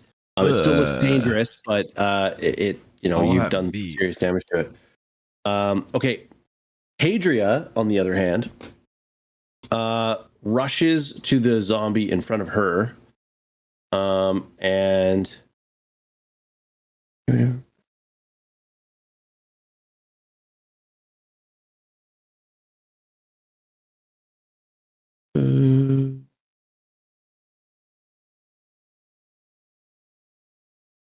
she, you know what? No, she's gonna attack inventory. So yeah, she wields her mace up into the air and swings it at the monsters in front of her. The zombie. And she rolls very well. Nice. She inflicts damage on, hits an AC 4. These guys have AC 8. So she strikes this one for 6 points of damage. And just gore smashes onto the ground, and it's quite injured. Unfortunately, these things just fucking attack. It's not dead. They're both still alive. And it is their turn. So the zombie attacking you comes in for a just an attack with its like just smashing you with its With my good arm. Take my good arm. Ooh, it rolls a 19. Bro, come on. So you try after you man. I love how you're like, yeah, bro, come on, what is this bullshit? So yeah, you smash it with the hammer. and from your overswing, it just reaches in at you with its other claw, kind of like not claw but hand, and kind of grips you at the gorget of your leather armor and pulls you in and it starts chomping down on you. And it gets a bite in, only dealing 2 damage. Okay. And then the one that's fighting her. Oh, it just slips on a banana peel and dies. It also rolls a 19. It hits armor class -1, so it hits her. This one gets through. Your arm's off. No, it isn't. This thing manages to grab her shield as she sort of backs up, trying to push it off. And it swings at her and kind of clubs her in the side of the head. Gets a scratch in on her neck, dealing 2 points of damage. And you hear her like not cry out in pain, but obviously go like a fuck. Grunt. Yeah, like a grunt, like a ouch. Like a ouchie. So we don't really need to roll initiative. I'm gonna roll it anyways. You roll your d6. She will too, and we'll see which of you go first. You know what? It doesn't matter. You guys can just roll at the same time, eh? She rolled 3. Yeah, well, it doesn't really matter. Yeah. Doesn't matter. Yeah. Okay. So damage. Yeah, we'll roll to attack because we're not going to do any of the other stuff. Yeah. She is going to try to attack. Oh, guess who just got a 19? What? Let's go, dude. All right, roll damage. What is going on, dude? When you're trying to show off in front of the ladies, it all works out. I got a 6. Okay. This is insane. So it bites you. I wish I had a dice cam. Fuck. Yeah. You basically like kind of locked after the attack with your hammer. It came at you. You brought the hammer back to try to stop it. It got the bite in. Then you used your hammer to like push it back, and then you swing your hammer up over your head, and then just come down on top of it, and it just shatters its skull, like through the flesh, through the rotten brain, shatters the skull, and the thing just fucking crumples to the ground in front of you. Oof. Dead. From behind you, you hear Hadria. You hear the sound of a shield thumping up against like their squelchy, fleshy body. And she swings with her mace over her shield, trying to hit him. I don't think she hits. She hits armor. Wait, no. So because she's attacking over her shield, her arm skips over her shield edge and doesn't do any damage to the zombie. And it closes on her hard right after. Oh. Her armor class is really fucking high, though, I think. God. Let me see. Her armor class is 2 with her shield. So, yeah, this thing doesn't hit her. She manages to keep it off of her. Okay. And right, then fucking race over. Yeah, it'll be the same thing. I mean, we're just gonna go you, her, zombie. I think it's just easier because we don't have to roll. Okay, so then you raise. Am I within range to reach her? I think so. You can move 40 feet. So. Yeah, yeah, it's like 31. How do I? Oh, jeez. Andrea. Select tokens. There we go. Yeah, I'll run in and go for the Zambi. Okay. All right, and then she seeing you come, she like changes the other side. She kind of changes the angle so that the two of you. I know, dude. I just stop. I didn't say anything. I saw your face. I was doing it for the camera only. It wasn't for you. It was for the audience. For the real ones. Oh, you dirty dog. Yeah, she steps aside to kind of give you an angle, and for you guys to attack from 2 different directions.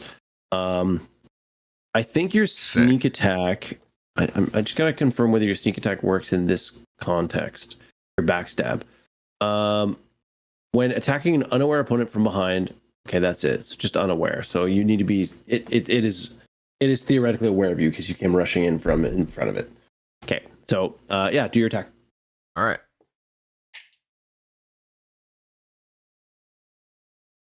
Ooh, I only on my 1d20, I only got a 2. Yeah. Okay. You come swinging in, and because she moves the positions, the zombie lurches towards her, and you don't. You throw your shot, but it doesn't. Ouch. You shoot your shot, and it just doesn't hit. There goes the luck. Adria launches an attack at the at the zombie as it kind of closes on her. I believe that strikes it. 14, I'd hope so. Yeah, but she only is able to clip it with a 1 My damage. stars. So the zombie is still up, and it's still pretty focused on her. So it comes at her. She manages to get her shield up and kind of push it back. We'll go to another round. I think we're on round 3 now. Yeah. Okay. So it's your turn. I just got like an error that you just meant. Oh, yeah. I guess it's not important. Oh yeah. So let's attack again. Roll. We got an 11. An 11. You're to hit against armor class. You're to hit against armor class 19, right? There. Yeah. Your yes. Thaco Yes. is 19. Yeah. Yes. Okay, so it's armor class. You have to drop your health down by the way to 2. Oh, 2 out of 4. Sorry. I didn't. So your Thaco is 19. It has an armor class of 8, which means you need to get an 11 or higher. All right. And I believe you rolled an 11, right? Yes. All right, so you just hit it. Okay. So, which one? Is my health the one that looks like a cup? Yes. Okay. And you just changed the top number. Yep. Okay, and then roll damage. I got a 2. Okay, well that's actually okay because a 2 is exactly what you need to kill this zombie because it's actually been injured a few times. Goodness. Yeah, so you managed to kind of crack the back of its skull, bring it to the ground, you kind of pop its head. And then it goes down. Okay, so because there's 2 of you, you are going to split the rewards. You each get 20 experience. I add that into the experience field. Yep. Just add it to the experience field for what's already there. Last time, didn't I get like 100 experience when I died? Yeah, I kind of did give you that, didn't I? Hey? But no, the reason I brought that up is because it still says I only have 23 experience. Like I don't think it saved the experience changes. Did you add experience to it last time? Yep. Every time I've changed it, and I just realized now it only said I have 23 experience. Even though at the end of last time I was like well over 100. I don't know if I'm like missing something that I'm supposed to do. Well,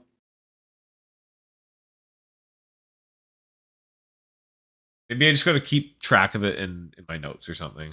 yeah, you should probably do that. We will put you at 120. Okay. For now. What the hell? Does not exist. Unit ID does not exist. That's weird. Whatever. Oh, wait a minute. Hold on. No, I'm just gonna take a peek quick. Oh, I see what's going on here.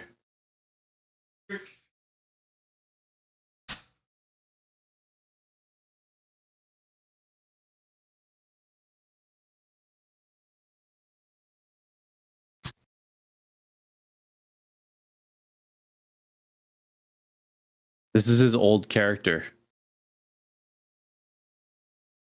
Why didn't his character save? What the fuck? Leather, backpack. This is his old character. The fuck?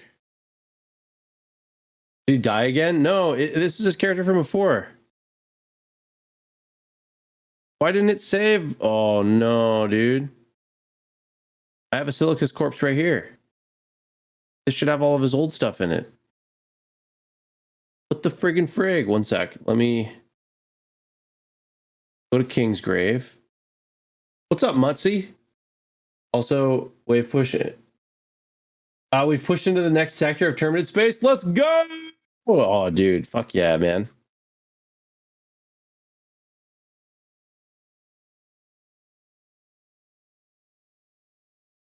Bro, what the fuck, man?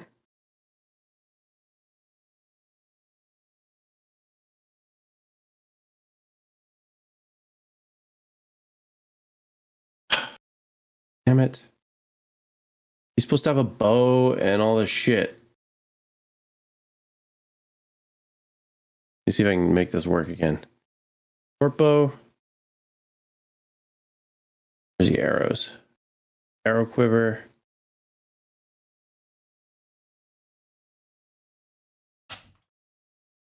I'll let him keep some thieves tools. And then so I don't really know what's going on, but yeah, it did not save your stuff. And it also removed all the things I gave you before.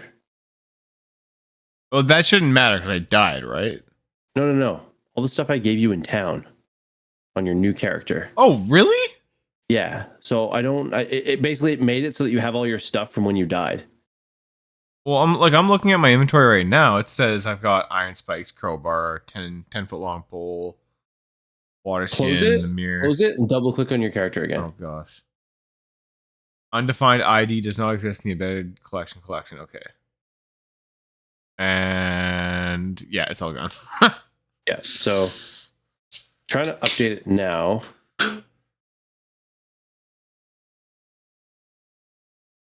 Except for some reason, it's not putting it where I want it to go.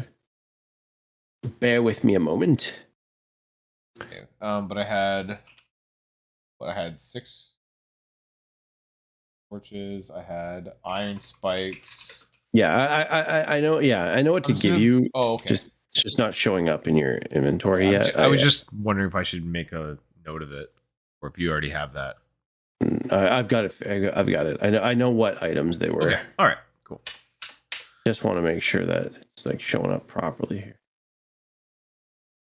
Crowbar, do. And torches. Oh, you already got torches. Okay. Yo, we were in the next sector of Terminated Space. Nice. Yeah, dude. Bro, Super so awesome. last night after the stream, the wife went to bed fairly early, and I was like, oh man, I really want to go. Like, I wanted to play Tab War. I was like, I'm too tired. Maybe I'll go play Helldivers. And I passed out on the couch, and I woke up, and I was like, oh fuck! I felt like I slept for 5 hours. I was like totally refreshed, like a spring chicken, hungry. I was like, fuck, I could crack a beer. And I'm like, what time is it? It's gotta be like 2 a.m. Look at my phone. I was only asleep for like 15 minutes. It was like 20 after 10. I was like, what the fuck? I was like, let's go. So like I like fried up a bunch of gyoza and then I played Tab War for a couple hours, and I played some Helldivers. Anyway, I was like up till like fucking almost 3 a.m. So I had such a refreshing 15-minute nap. Okay. All right. I don't understand what's going on. It's not updating.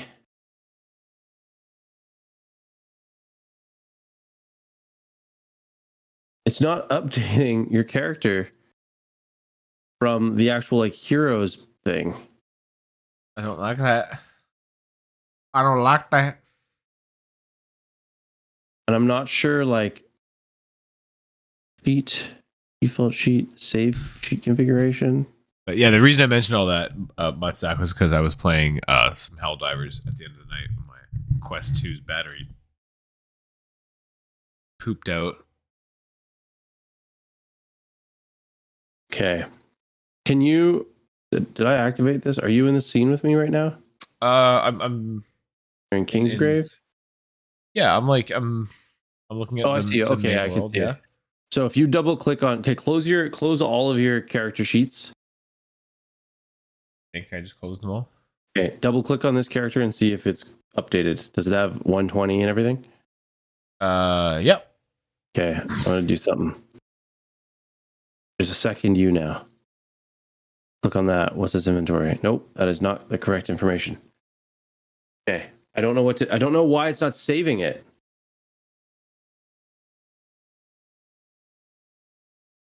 Like, I don't know what it's referring to. What token is this? What actor is this? Actor ID.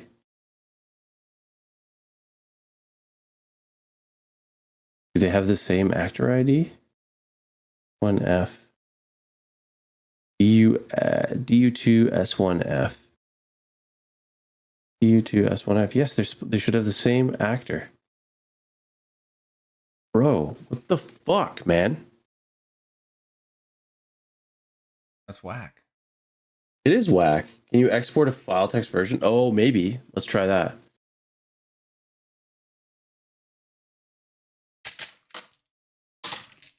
I don't know if I can. Girl. Oh, wait. Update token? Hold on a second.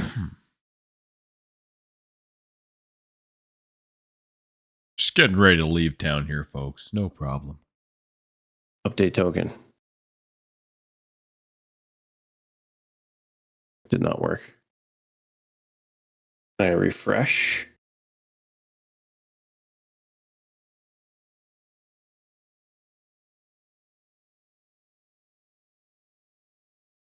Hold on. My camera just pooped the bed. No, it's good. Right. What the fuck? Okay. What's this thing called? Foundry? Foundry Yes. VTT token not updating.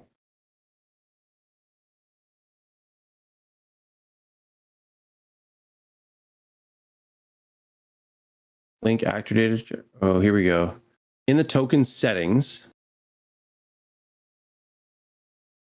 Oh. Link actor data was not clicked, which means that it doesn't stack between the different actors. There is a way, but you can only export from here. Export data, import data. You can't export these characters. I don't think.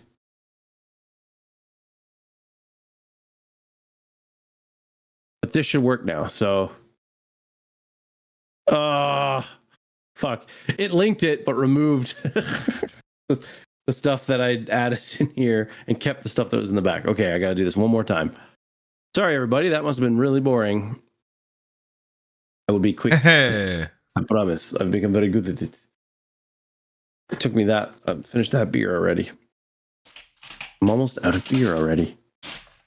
Dude, I watched Napoleon, the movie, last night by Ridley Scott. Yeah. It is not his best work. It's funny because my uncle, I wasn't gonna say anything. I wanted to hear what you said. My uncle was like, "That movie fucking sucked." Yeah, it was so dumb. It was so long, and it was so like the only reason I watched the whole thing is like Joaquin Phoenix is a good actor in it. Yes, Sure. the horse getting obliterated by the cannon was fucking crazy, but like Joaquin Phoenix is a good actor, and he's the only reason that whole fucking movie was worth watching. But it was so all over the place. It told his whole life story in 3 hours. So it was literally just different vignettes from his life, but he never seemed to age because Joaquin Phoenix is like Right. kind of old and sad the whole time. Yeah. That's hilarious. But there is a line in it where he's like mad at this English ambassador, and he's giving him like a speech like if you don't take my peaceful offer, I will come at you with all of the force of the French Navy, the French French warriors and French blah, blah, blah. And he goes, and he literally ends it by going, "You think you're so great because you have boats," and he walks away. Like he sounds like a little kid who's like, "You think you're so cool because of all your boats." And That's walks what away. my uncle was like. They made Napoleon a whiny little bitch.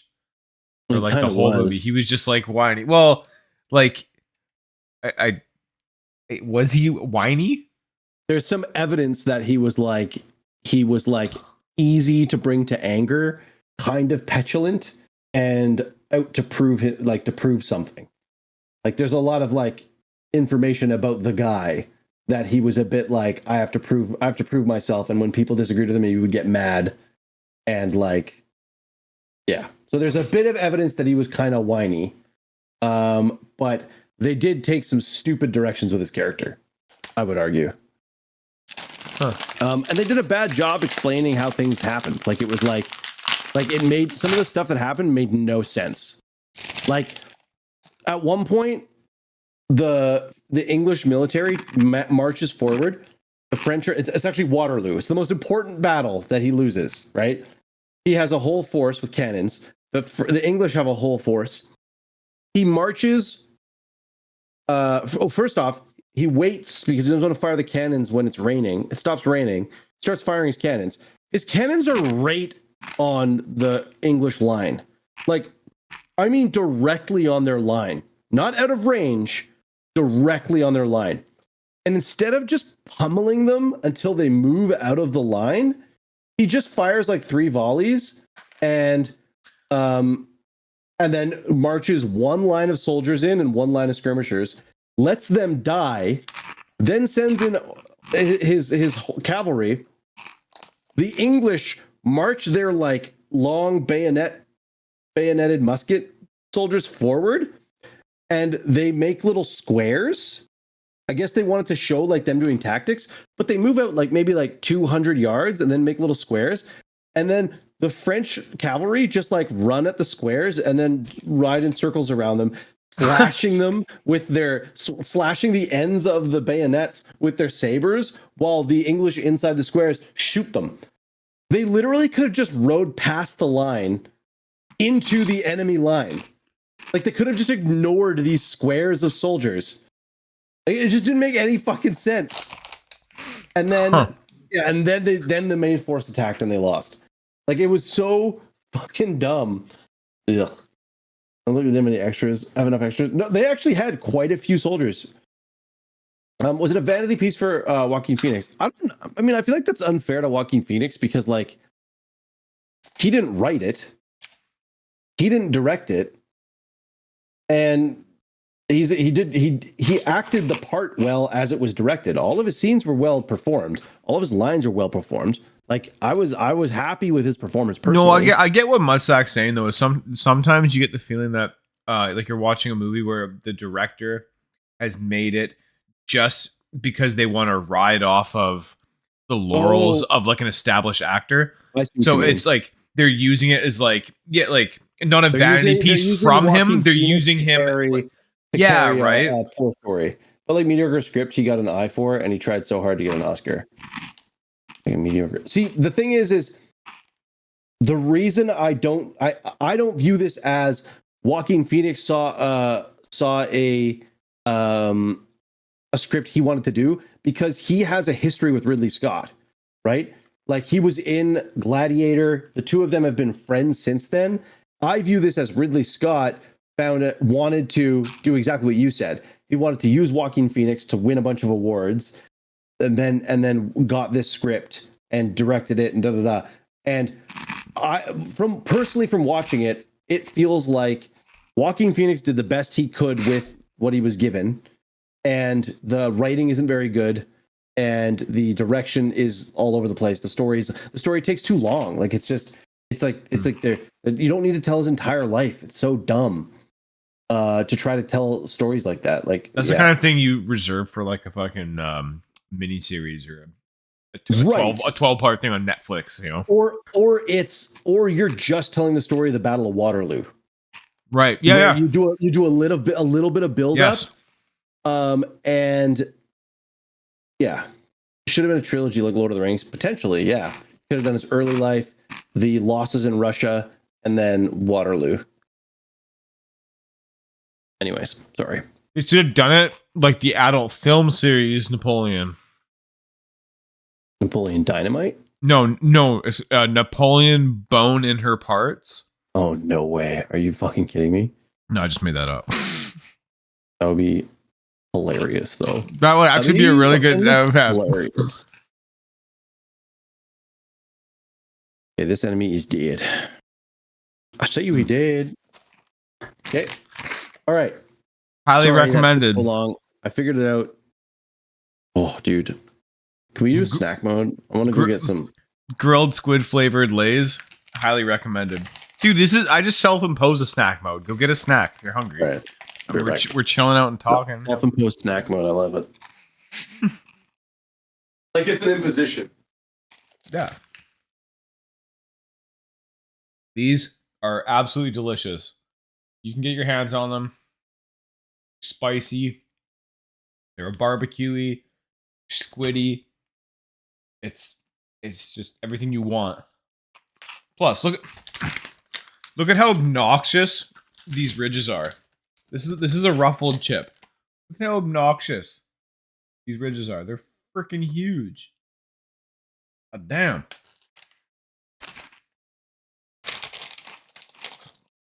It's like corrugated potatoes.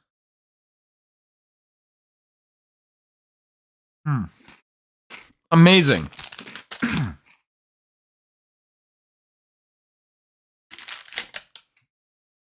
Excuse me. Oh, and then you cool down that squiddy burning with some blue buck. God damn, life is good, man. Life is good.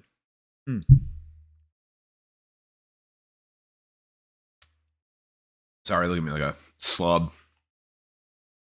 I'm looking the chip dust off my fingers. It's grotesque.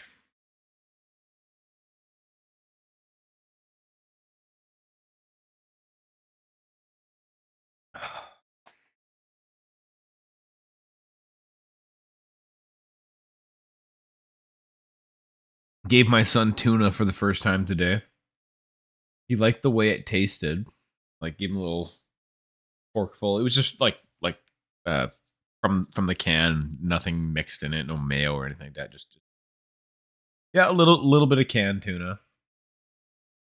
Just a bite, and he like had it in his mouth. He was like, "Oh, that tastes pretty good."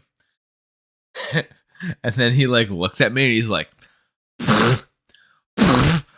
and he like spits it all out into his hand. And then he's like sitting there and he's like, I guess it was just like a texture he's never had before. And he was like, starts like mushing it around. I'm like, oh, dude, no, don't do that. He used to be like, well, I shouldn't say he used to be. He's a very good eater. Like, he doesn't turn down any food. Anything I cook for dinner, I can just pretty much feed him, you know, if it's safe to. Usually I cook meals that are, you know, safe for him to eat. Mm-hmm. But, cocaine and heroin. Oh yeah, cocaine and heroin is my favorite dinner. And tuna doesn't actually have that much mercury in it. Yeah, no, like it's the light tuna that's actually pretty low in mercury. And if you don't like, I only eat like maybe one can of tuna a week because of that very reason. And even then, it's like super low. I've read somewhere recently that it's like actually really low. It's the mercury levels are higher in the other cuts. So like the light tuna, skipjack tuna, the stuff you get in a can is very low compared to like the stuff that you'd be getting that you'd be eating like steaks out of. Yeah. But because of that very reason, the age of the fish. Yeah, I usually eat gophers. Actually, I stopped eating sardines. I'm kind of tired of sardines. I've been eating sprats. like a Tarkovian. Yeah, well, I mean, if you get bristling sardines, those are sprats. They're European sprats. I like the flavor way better. It's a little bit of that nice rich kind of oiliness, fish oiliness instead of just like that watery fishiness, which I far prefer. Okay. Oops. All right, so we're gonna boogie out of this joint now, or we have to investigate it, right? No, we're not there yet. That was just a battle okay, map. right. Okay, sorry. Okay, all right. You guys travel along a little farther. Let me just bring up our rules for overland travel here within a travel. You've maintained distance or maintained angle. I think you're good. You've had your wandering monster. So Mutzi, when you do like a tuna salad, what are you putting in your tuna salad?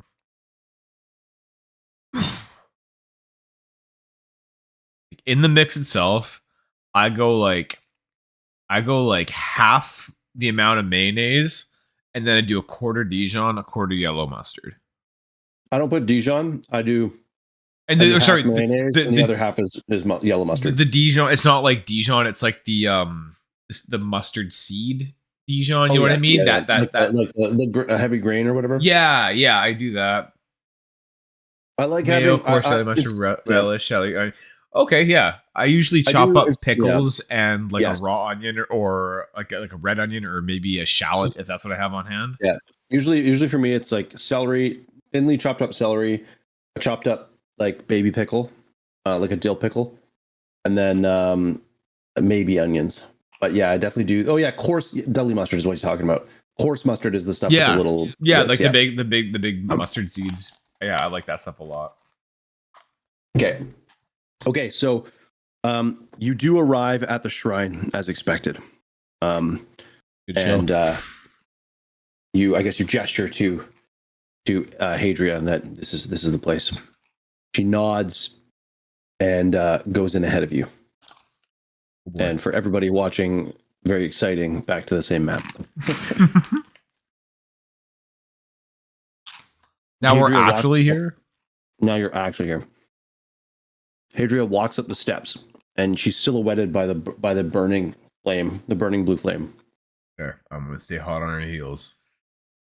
As she walks in, you see her stop at the top of the stairs and draw her weapon out. All right, I do the same thing. Okay. Because standing in this room, crouched over some of the bodies. Whoa, what is that? A goblin. Whoa. There are 3 goblins crouched over the bodies, rifling around. Yo, can I go Goblin Slayer on these guys? You mean like capture them and tie them up and... No, like the anime Goblin Slayer. Yeah, doesn't that show start with like a bunch of goblins about to like do bad things to yeah, people? Yeah, they are word. Yeah, they are word. Yeah, it's pretty gnarly. Pretty hardcore. That's pretty gnarly show. Some of the stuff that's is like, it's like gnarlier than like Walking Dead level, or like think of like the gnarliest shit you've seen in like a horror movie, like Hostel or something. It was like worse than that. Why is it picking like the worst goblin image that I have? This should not be the image of goblins. This should be the image of goblins. Look, they're hobgoblins. They look like red-skinned tiger samurais. Like little tiger samurais with red fur. Yeah, the hobgoblins have like a samurai look in some of the previous games. I didn't know that. There we go. What the fuck? What is happening? They're gobbling all the hobs.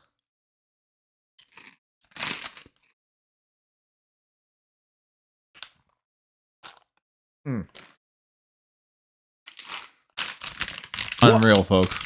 Dude, this isn't making any sense. Do it. What is happening? What the fuck? Sorry, bro. I helped if I could. Dude, what the fuck? Those are hobgoblin tokens, you're right. But for some reason, it's like starting. So on here, you'll see that it's the right goblin. And then I draw it over here and it becomes a hobgoblin.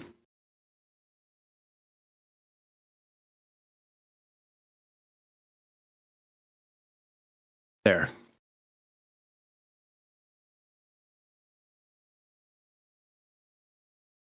Yeah, what did you get for a snack? You never told us. Oh, I'm sorry. I got cheese and crackers. Yo. We got some really nice crackers yesterday for our friends came over for the movie. And then I also bought these. I've been like, so my whole goal for like getting into better eating habits was to replace all of my snacking with, so basically my snacking was like, if I felt like I was a quick snack, I'd like have a sandwich. Like I'd make like a peanut butter jelly sandwich. Delicious, but not, it was just terrible for me for like maintaining good health. So, and then I would like snack, like if we had something in the house, I'd look for like chips, or I'd steal some of Owen's snacks, like his school snacks and stuff. So instead, what I did was my snacks are predominantly fruit. So we now have a watermelon in the house all the time. Nice. A mini one, a bag of apples, bananas, and oranges.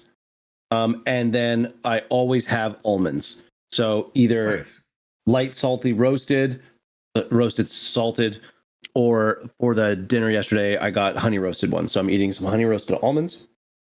And I'm eating, and then once in a while I'll do cheese and crackers because it's like one of my favorite snacks. But it's like, you know, once in a week, it's not a big deal. Oh. Yeah, that's my snacks. The fruit one's been huge, man. Like it's like I get snacky and I eat like a fucking handful of like goldfish crackers from Owen's thing, and All you want to do is go back and have another handful. yeah, have another handful. And then I'm very quickly eating like 200 calories half. of goldfish Dude, crackers. 200 calories? That's like half a handful of goldfish crackers. No, it's not that bad. But it's pretty bad. Or I eat one whole apple, I feel full, and it's like 30 calories. Yeah. All right. Okay. Like, there's 3 gerblins. Fuck, if this game wouldn't be so stupid. 3 gabloons. Okay, give me a second here. So This is my I've token.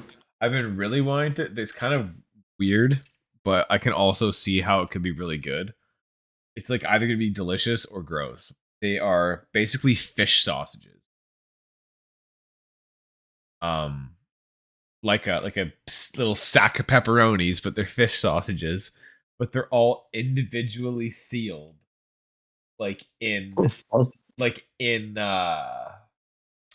I don't know what the actual correct term is, but like they're sealed in plastic with like the little metal fucking clamps around it. Like, you know, the log, like the logs of fucking ground beef, Oh yeah, right? oh I know what you mean. Yeah, Okay, yeah, so yeah. it's like that, but it's like a ready to eat, pre-cooked, like you know, it can sit on a shelf fish sausage, like a hot dog made of fish, basically. Yep. And they have them at TNT, and I'm like, I bet that like it's either going to be really good or really gross. Like it could taste like what do you call it? Like imitation crab. Mm-hmm. Like it could be pretty easy to eat, Mm-hmm. or it could just taste like I don't like fish water, like rotten fish water. TNT's a dangerous place for that. Well, see, this is like a this is something that's like eaten regularly in Korea. Like I've seen it like in TV shows. It's like a regular snack people eat. But I'm like, oh man, like I'm not afraid of getting sick from it. I'm just afraid of buying like a thing of it, taking one bite and being like, in the garbage can. Like, I fixed it. anyway. I fixed it. Yeah, I see all Fucking goblins. finally, Jesus Christ. No, I had to switch those ones manually. The actual one that's like in the game setting was not updating. Oh, I see. Yeah, so when you walk in, you hear like a guttural, like real thick, kind of like phlegmy guttural Ugh. language. And Hadria pulls her weapon out, and under her breath, she mutters, "Goblin filth." I haven't noticed you yet. You said thick, phlegmy, and guttural. I was gonna say Dutch, because my grandma and all her sisters, they all spoke Dutch. You're just like, that's all I can think of. I remember you telling me that you think Dutch is like the ugliest language or something because of like listening to them talk. Yeah. Anyway, all right. All right. So they don't notice us as we They walk don't in? notice. They don't notice you. So you guys are gonna have a surprise round. Let me just bring up. There we go. Encounters, dude. I love the art. The art in the old school Essentials book is like inspired by like the ridiculous art of like the originals. Look at this art. Look at this guy. Look at that chick. That dude's face is amazing. Look at, I didn't even notice this guy. In the corner there. Hey, that's me. I'm hiding in a barrel. That's fucking ridiculous, man. I love it. This guy's like, oh. He's got no armor. Absolutely amazing. Okay. I need to find. See encounters. See who's surprised. Referee rolls for surprise if applicable. When to check. Okay, so a check for surprise is made for any side that is not expecting the encounter. For example, if a monster is waiting quietly for an approaching, that is, the monster would not have a surprise, but the party would.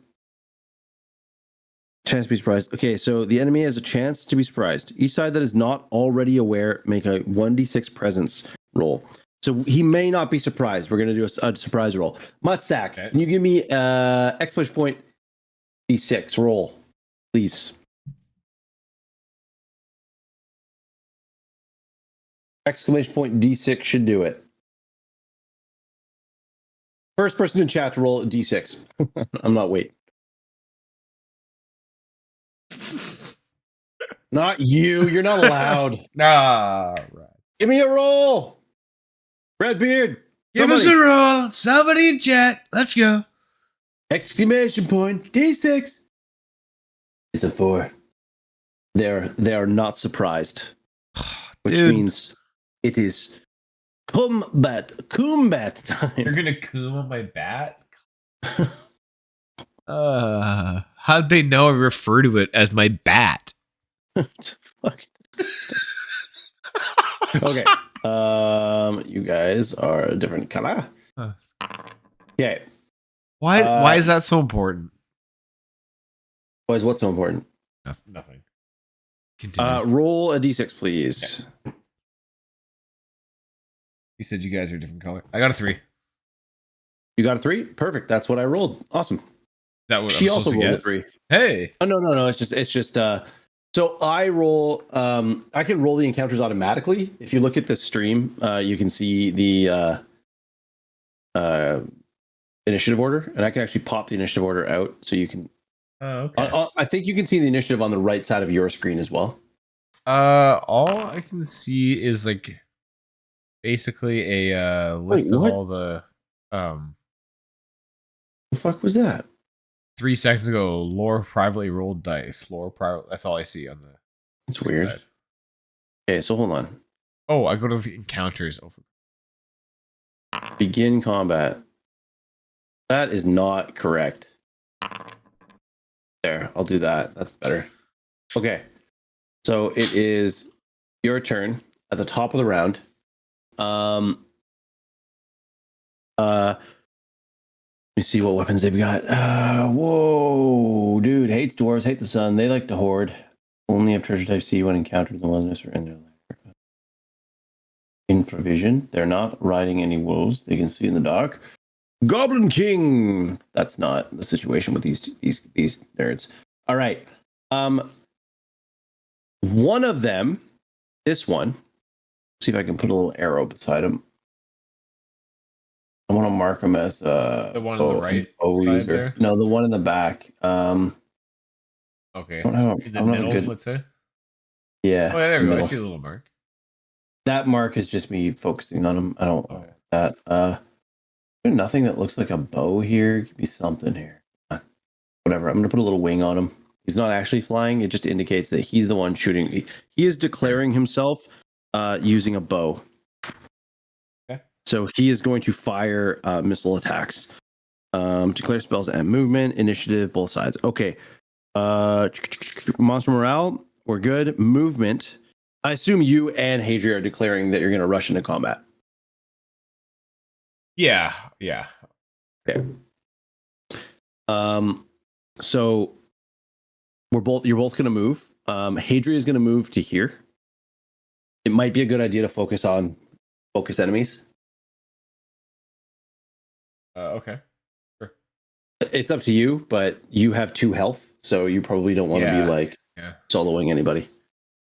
Okay, so you guys both rush up. Neither of you using missiles, none of you using spellcasting, so you're just going to do attack rolls. You do yours, she'll do hers, and we'll see how it all shakes out. Does somebody in chat want to roll for Hadria? Give me a d20 roll. Oh, I got an 18, baby. So she has Thaco 19. Exclamation point d20. You got an 18? Fuck yeah. Yeah, buddy. So and you then I got rolled 12 5 for Thaco. damage. Perfect. Let's go. You fucking kill him, actually. Let's go. Finally. Yeah, he's dead. So we'll just let her move to this position here. Okay, so you rolled a 12, and their AC is 6, 19. I think we needed a 13. Yeah, we need a 13 because they have an armor class of 6, 19, 13. So she rushes in and misses her attack, unfortunately. What a buffoon. The goblin fires its arrow at you. What a buffoon. What a buffoon. Where is it? Here we go. I promptly die. Right? Yeah, well, it's okay. You'd respawn right here. I know. You're gonna die somewhere. Might as well be here, right?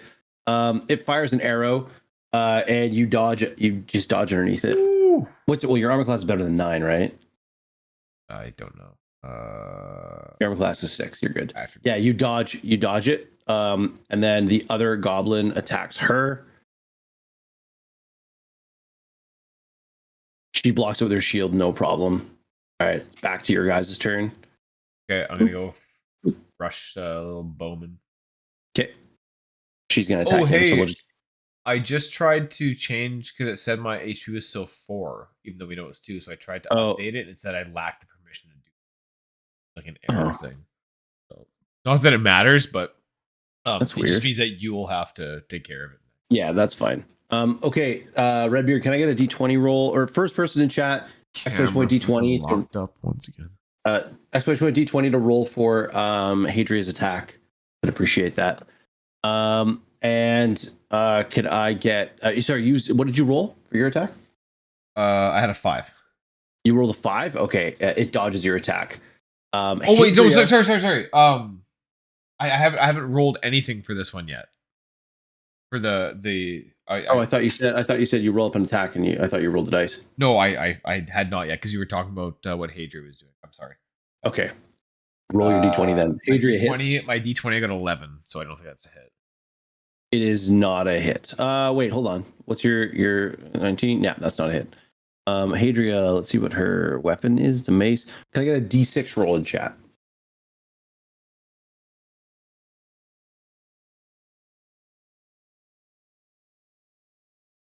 Four. So she rushes forward, swinging her mace, and she crushes this goblin's skull. And it falls to the ground, dead. Okay. All right. It's the goblin's turn, but he is in melee range with bow. He drops his bow, pulls out his weapon.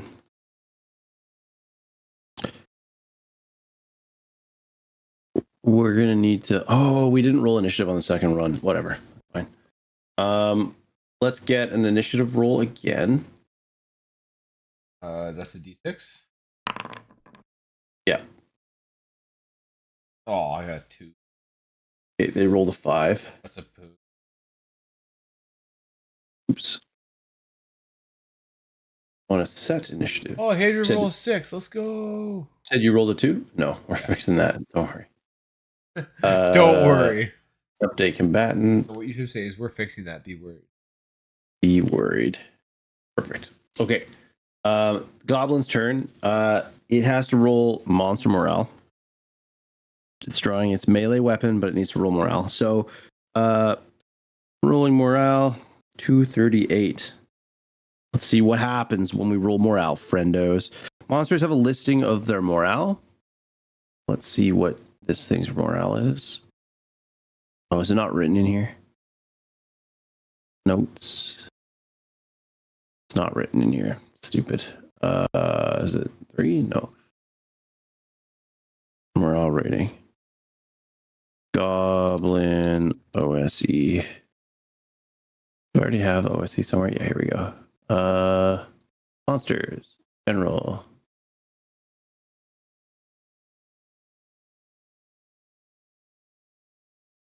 What is happening? This website's not working. Is my internet fucked? I don't know, Old school essentials not working. at all. That's odd. Yeah, it like won't even open. Yeah, I'm just gonna take a pee real quick. Yeah. Do you think? Oh. The fuck? What a time for this thing not to work.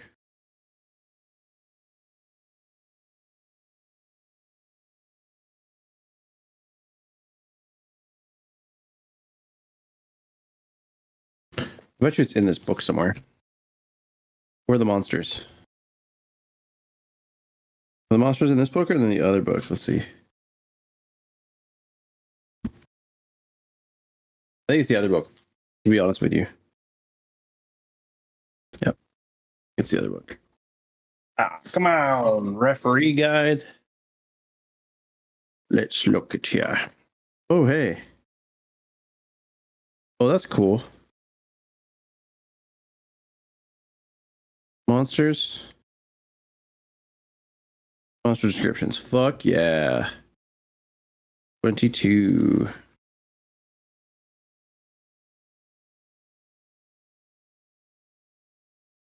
Looking for a goblin. B, C, D, F, G. E, F, G. Goblin. Ghoul. A ghast. A giant. A goblin. Here we go. Morale is 7. Yeah. Morale is 7. Should be in here as ML, but it's not listed. So that's kind of frustrating. That's fine. Okay, so it's morale is 7. So we roll, I believe we roll a 2d6 to determine that. 238. Morale.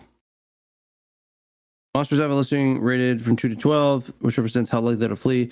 Score 2 means monster never fights. No morale check should be made. Score 12 means monster will fight until killed. The referee rolls 2d6. 1 plus 3. Higher than the round score, the will surrender. If equal or lower, it will continue to fight. Okay. This is a... So the goblin succeeded at its morale check. So it is going to stay and fight. And it is now... You rushed into attack. It's dodged your attack, drawn its weapon, its melee weapon, a dagger. And it rushes you with its dagger. It gets a critical hit! Oh, for Christ's sake, dude. Oh my god! The goblin hops up on you. And it stabs you in the throat on top of your body, taking your body to the ground. Stab, stab, stab. Hadria, seeing you go to the ground bleeding out your throat, dries up completely. And then she swings her mace. You say nice. That dies. Dies? No. So she actually misses. And the goblin will now attack her. Boy, imagine this a critical hit.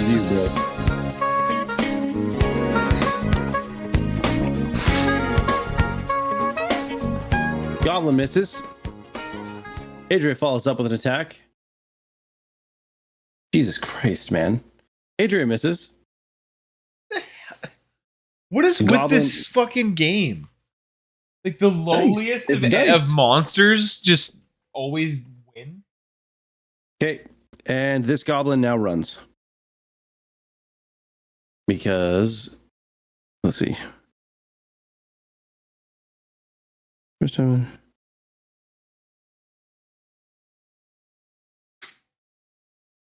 Oh shit, I didn't roll before that. It actually doesn't run because it's already succeeded, so it keeps fighting. So it attacks her. It gets a critical miss. Nice job. She attacks it. Finally hits it. kills it. By the time it dies, you unfortunately succumb to your wounds, and darkness kind of falls over your eyes. Do you want to? Okay, so it's 9:30. Do we keep playing or do we end with your death? I mean, we're right here. We don't have to make this like. I know. That's what I thought it would be. I thought it'd be funny. Yeah, I thought it'd be funny. But anyways, yeah. So we'll just do it this way. You die, and she's like, she rushes over to your body, or to your body, and she tries to like kind of get your attention. And she sees you're bleeding. She's putting pressure on your wound, trying to see if you're breathing. And the blue light in the room flares.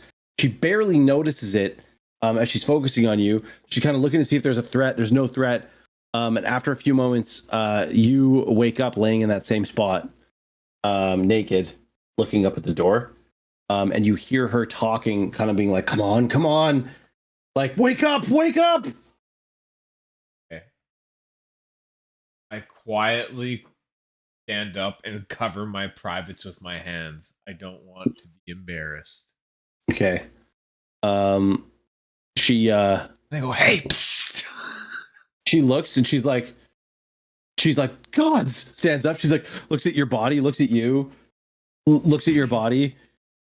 She turns around and she's like, go ahead and get yourself dressed. All right. Oh yeah, I'll go take everything off my body.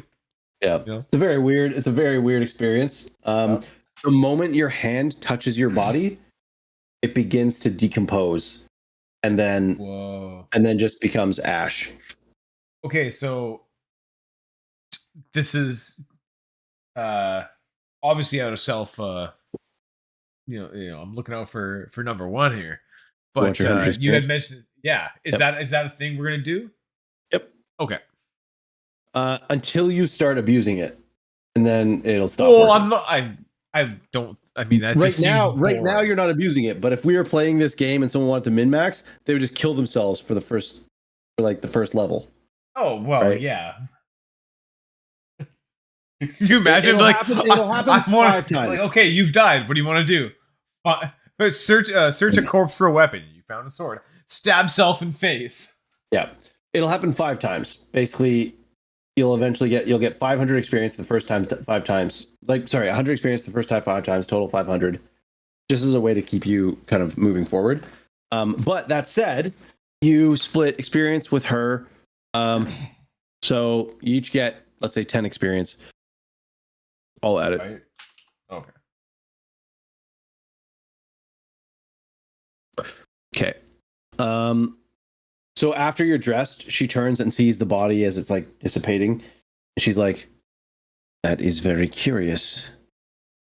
I didn't sense any divine magic amongst that, but the flaring of that flame. I wonder what the flame means. She walks over and takes a look at it. Did the goblins have anything? Yeah, so whether it was worth taking or not is up to you. Okay. Let's see. Treasure type. Oh, what do they say about goblins and treasures? Let me look here. Let me check some treasure. Dice can be rough, says Redbeard. They can. Redbeard in my other campaign, Redbeard more than anybody can speak to that, because the poor guy is the only one on the team who has, not the only one who's died, but he's lost 2 characters fully. He's on his 3rd character in that campaign. But his characters have all been fucking badasses. One of them was brought back to life, but he decided not to keep playing him. Okay. Only have treasure type C when encountered in wilderness or in lair. Okay. They're in the wilderness right now, so type C. So treasure type C. Treasure? Treasure tables. Treasure type C. I don't know how to roll it. Roll treasure.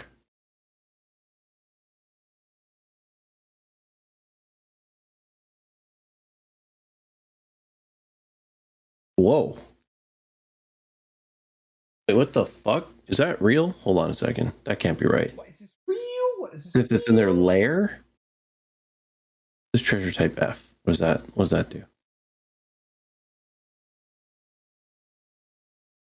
Bro. Did I hit a jackpot or something? You kinda did, dude. Let's go.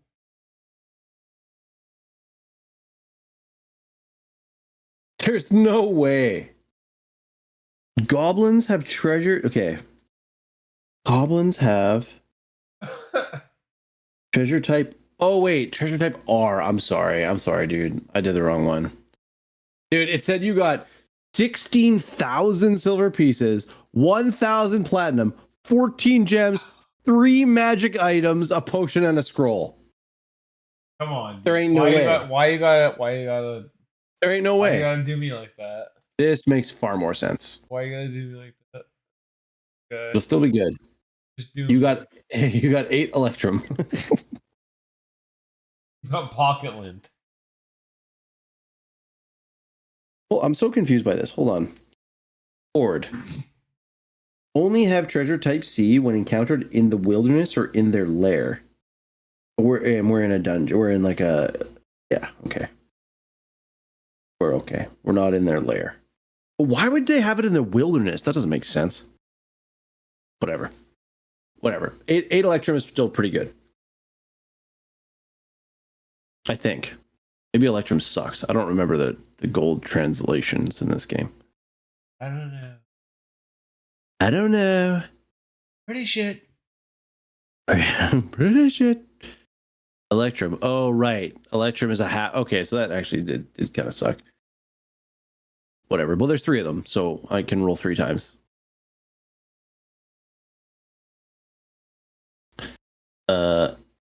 Another 8 electrum, so 16 left. and so total 16, 17, 18, so 23 electrum total.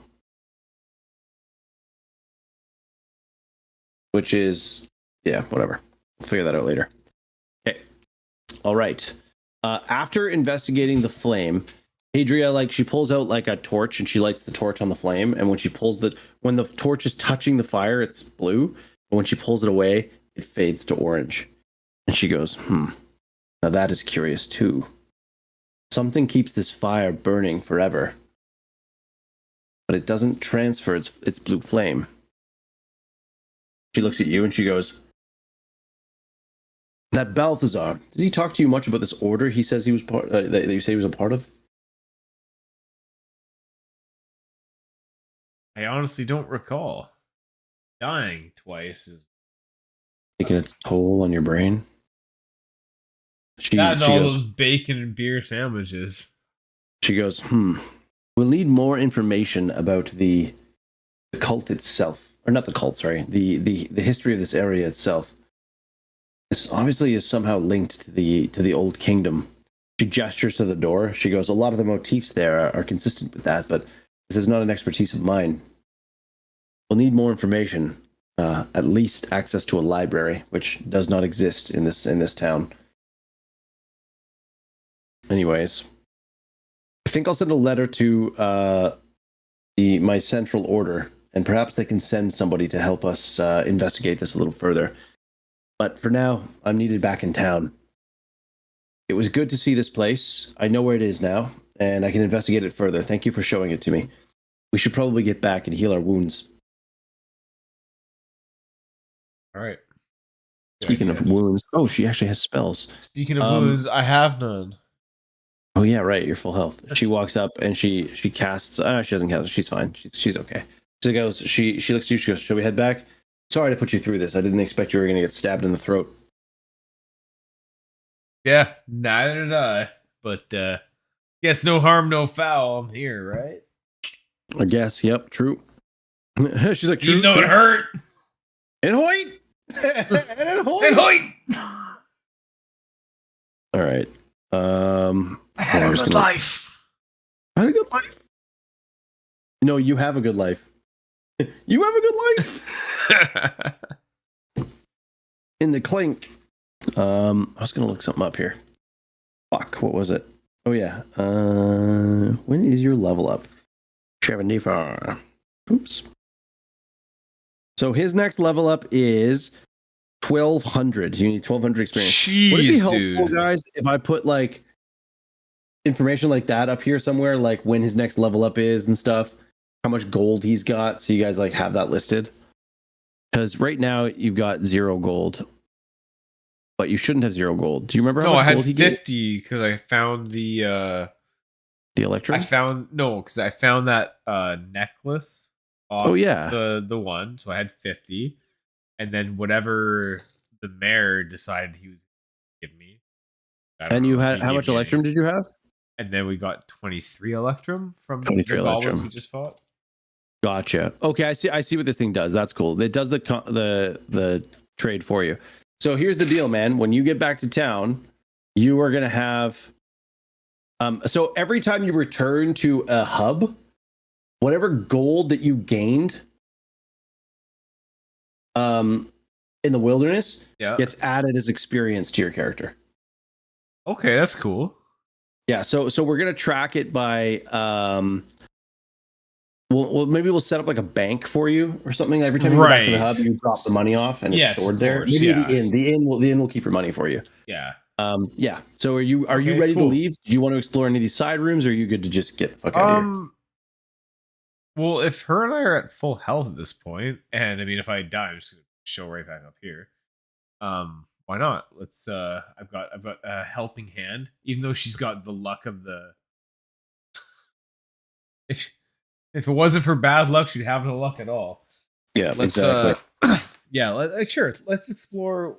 So where's a side room? Here. There's one over here. Sure, let's do that and one. Let's I do would that argue that these two also go into another room. Well, let's do the first one there to like. Okay. You know, what is that? All right. I guess. So you guys head into this side room. We'll see the first thing, sequence of play. This is a turn. I'm going to track it with my d20. So we'll say return 1. Where the fuck is the 1? This is the problem with this dice. It's like hard to read. Okay, turn 1. Oh, I fucked up, man. Can we all just allow me to hand wave a retcon here and just not worry about it? Yeah, I don't care. When you die, you don't. You're not supposed to come back until the dawn of the next day. Not Okay. immediate. Okay. But we just made it immediate for fun. Let's just pretend you guys were there overnight and it was dawn. And Okay. so we're on day whatever. Where is it? Day 10. We're on day 10. Okay. So you come into this room. We're gonna roll for a wandering monster first. Always, that's the first thing. Can I get a D6 roll, please, from chat? Exclamation point D6.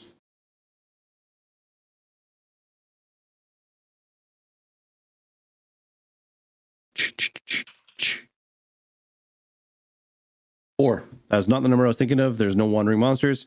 You get to decide what action you want to take. You can either move. So here we go. You can either search for doors. You can move between rooms. So you can explore the unknown. You can move to another area, but there isn't another area, so you're just kind of chilling. You can search. You can listen. If it's a giant room, you can obviously you have to like. If it's a massive room, you need to move across the room like per turn because obviously you can't move like 100 feet. But this place is small enough that it doesn't matter.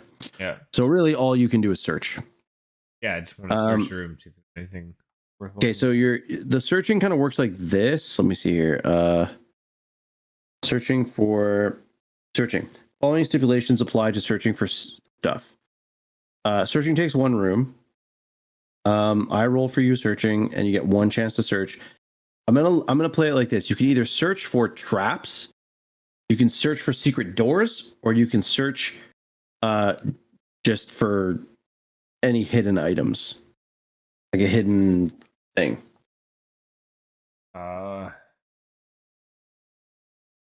Yes, like I better search for traps first. Okay. You do not find any traps. Okay. Okay. Guess we'll search for some items. Hadria is just sort of looking around at like the markings on the walls and stuff, gathering information about the shrine. So now, if you want to search for items, you can. Yeah. Search for items. Treasures.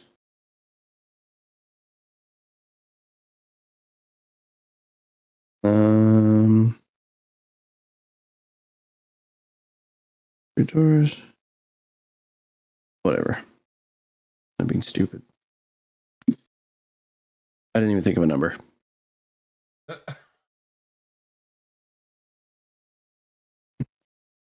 Okay. Yeah, it's just a dusty old room with some skeletons in it, like old skeletons. There's nothing really to find. Okay. All right. Well, let's leave. Okay.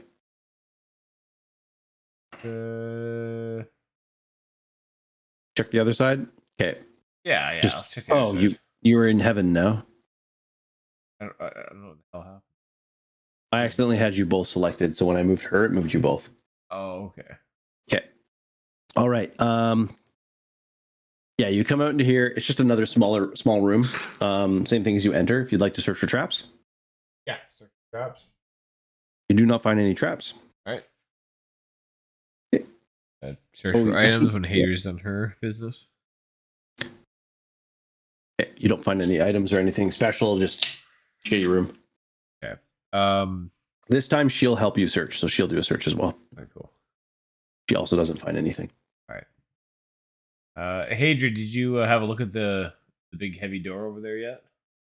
She looks at you and she goes, "Yes, I did see the door, but it was letting off a strange energy, and I'd rather not approach it until a more prominent member of my order comes to look at it." Off the top of your head, what do you make of it? Well, I think it's warded. It's ancient magic for sure. The concern I have is I don't know if it's a magic to keep something out or it's a magic to keep something in. Yeah. It is certainly in some way connected to you, my friend. Our I friends think- now cool. I think my suggestion will be to bring potentially one of our clerics, one of our research clerics, and perhaps a few acolytes to come and set up an outpost at this location to keep the goblins and whatnot away, and to at the very least protect the shrine in case you run afoul of some enemy's spear and come back to life here. It would be a horrific experience for you to wake up here with no gear, no clothing, and a small troop of goblins. At the very least, we can learn more of this area and Good point. keep potential future yous safe. Good thinking. But we should probably leave. Staying overnight here once is enough for me. We should head back to town. Agreed. Okay. All right. The two of you leave and head to the regional map. Activate. Bang. And you travel out. As you're traveling, we're going to have a random encounter. Or, well, we're going to roll to see about a random encounter. Yeah. Oh, yeah. Decide your course. See if you get lost. D6? Yes, you roll a d6. And I'm going to keep the number in my mind. I got a 5. You're pretty sure you're on course. No problems. You carry on for a while. And I'm going to roll to see if you guys have an encounter. Okay. You do have an encounter.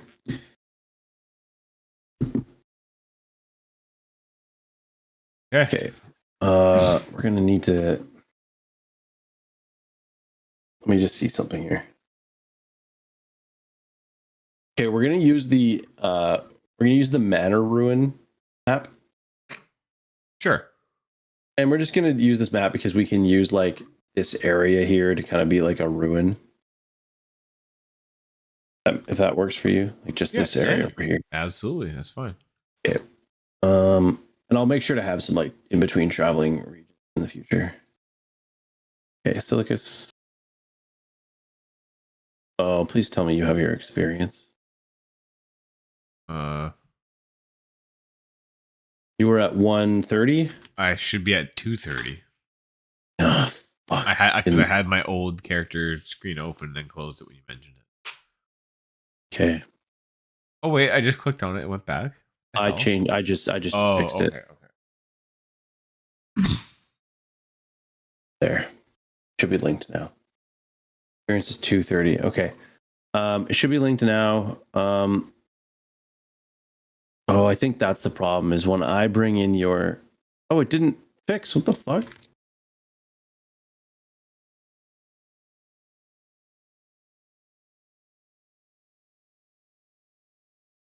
Hold on.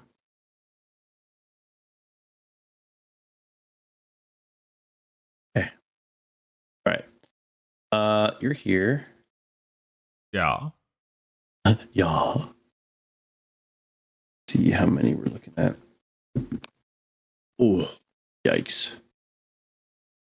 So you guys just as a point of order, you guys don't have to fight every monster you come across.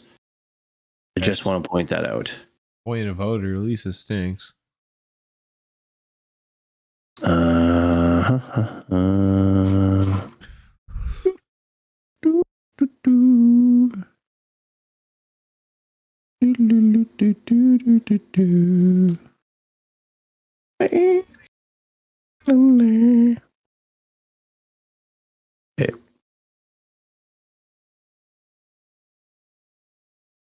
All right.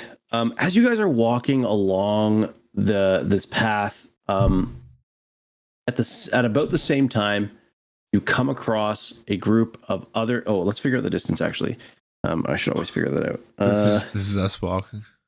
That's you guys walking. Oh, winding path. We're gonna find out if you guys are surprised. We're walking. It's So good. Do it. You've never seen someone walk as good as me. In the history of walking, maybe ever. Surprised. Okay. Each other's not aware. Yeah, you roll a 1d6. I'm gonna roll a 1d6. Okay. Excuse me. I'm gonna roll for them. You're gonna roll for you. Ah. What'd you hit? I got a 2. Okay. A 2 means you are surprised. The side that is not surprised gains 1 round advantage. So, ouch. This is bad. Genuinely bad. Because there's 4 of them. I rolled the dice to determine how many there'd be. There's 4 of them. 4 bandits. Oh, I ran into bandits? Oh, okay. Yeah. There's 4 little banderinos in this here town. I'm gonna say that she's walking a little bit ahead of you. And so here's the deal. You walk up and I should set this up properly.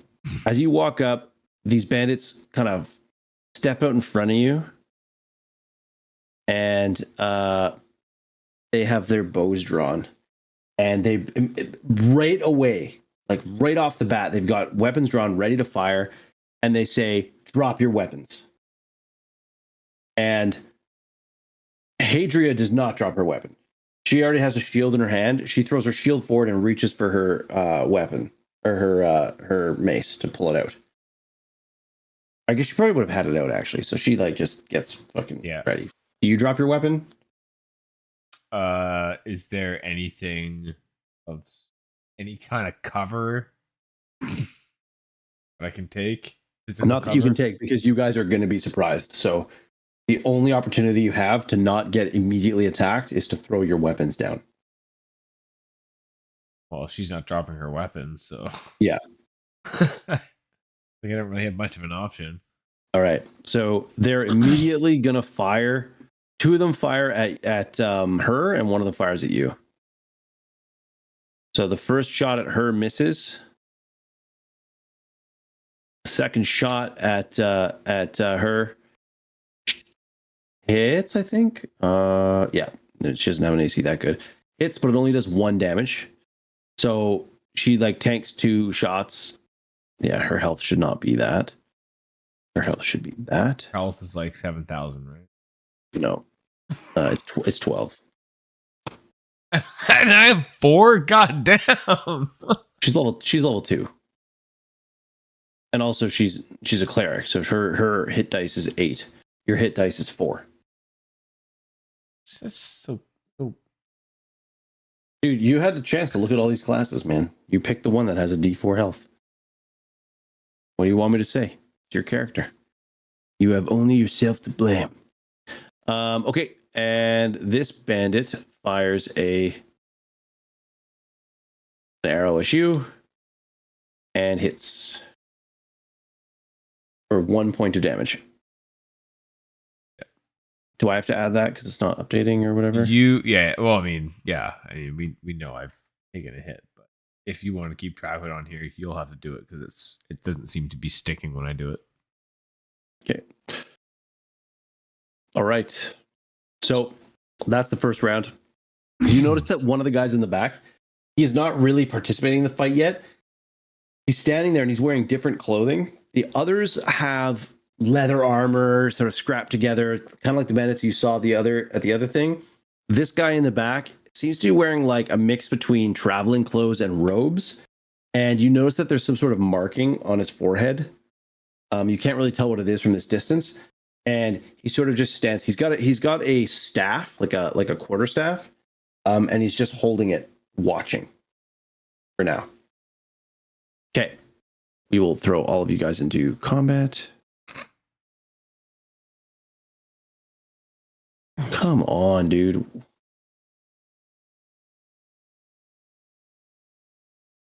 She's new actor now. What the fuck, man? Her name is Hadria. How is it that I have to like... I do not like the way this thing is set up. It keeps, anytime I like add a character to combat, they get added to this like crazy list. Crazy list.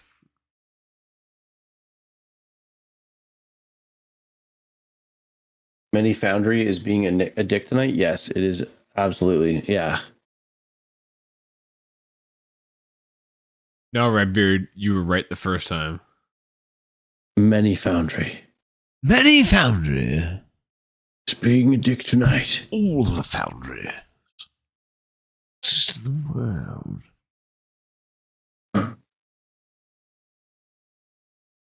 Unbeknownst to them, Many Foundry are being a dick tonight.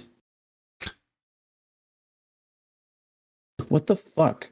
How is her name not...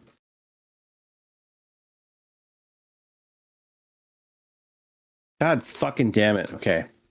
All right. Roll initiative, please. Excuse me. Initiative is 1d6? Yeah, she rolled a 3. Oof. I got a 2. Okay, then you guys can get 3, and the bandits go first. My Okay. luck's gone, bro. They reload, and they fire again. This time, focusing mostly on her. So 2 of them again are going to fire at her. First one misses. Second one, is that a hit?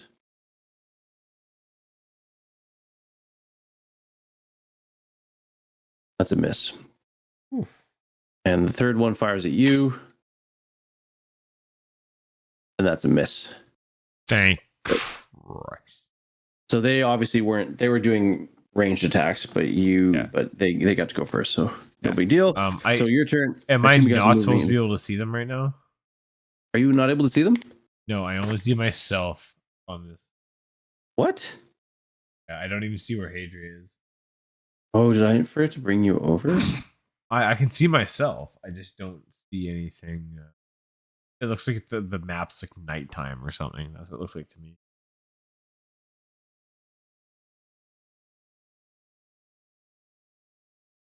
Oh, there we go. Okay, now I can see. Your character didn't have vision. Fuck. Yeah. Game, man. This game. Okay. Yeah. Okay. So Hadria is gonna rush forward and attack now that they're like barrage of attacks her over. You guys can both move into combat. She's going to move to this position here so that she's kind of in range of all of them. And her plan is to attack this character here. Okay. I'll move up right next to her. Okay. Go for this. Oh no, just try to stand in the squares. It's fine. You can reach. Sorry. And go for that. I don't know how to pin. Okay. I kind of see. This is the only one you can reach, so it makes sense. Okay. Dungus dupe. She's going to attack the other dude. I believe she misses. I think their AC is higher than that. Their AC 6, so she needs a 13 or higher. So yeah, she misses her attack. 1d20. 1d20, and you need a 13 or higher. Oh, I got 16. Nice. Okay. And then roll damage. And then 1d6. I got a 2. 2? Okay. That's a half damage, though. Like, it's not horrendous. Oh, that's not horrendous. It's half his health. Really? Yeah, he's got... It's like... They're low-level enemies, right? They have about as much health as you do. It didn't make them low health. You only have 4 health. That's one dice. I know, I'm talking relative though. Like they're a high health enemy to me. God damn. Okay, so all right. That's it for me then, eh? Yep, and then we're gonna so that's your turn, her turn, and then we re-roll initiative. So please roll initiative. They're getting good initiative rolls. Holy fuck.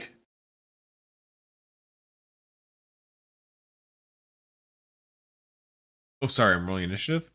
Yeah, they're going to move in. They're going to maintain melee attack. So 5.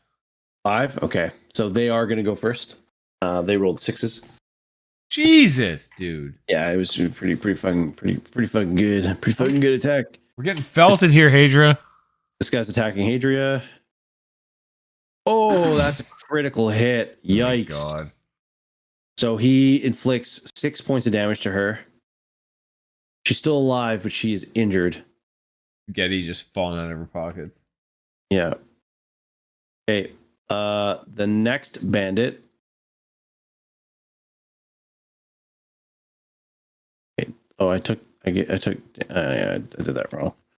I gave the damage to the wrong bandit. Okay. The next bandit, say this one, will attack her.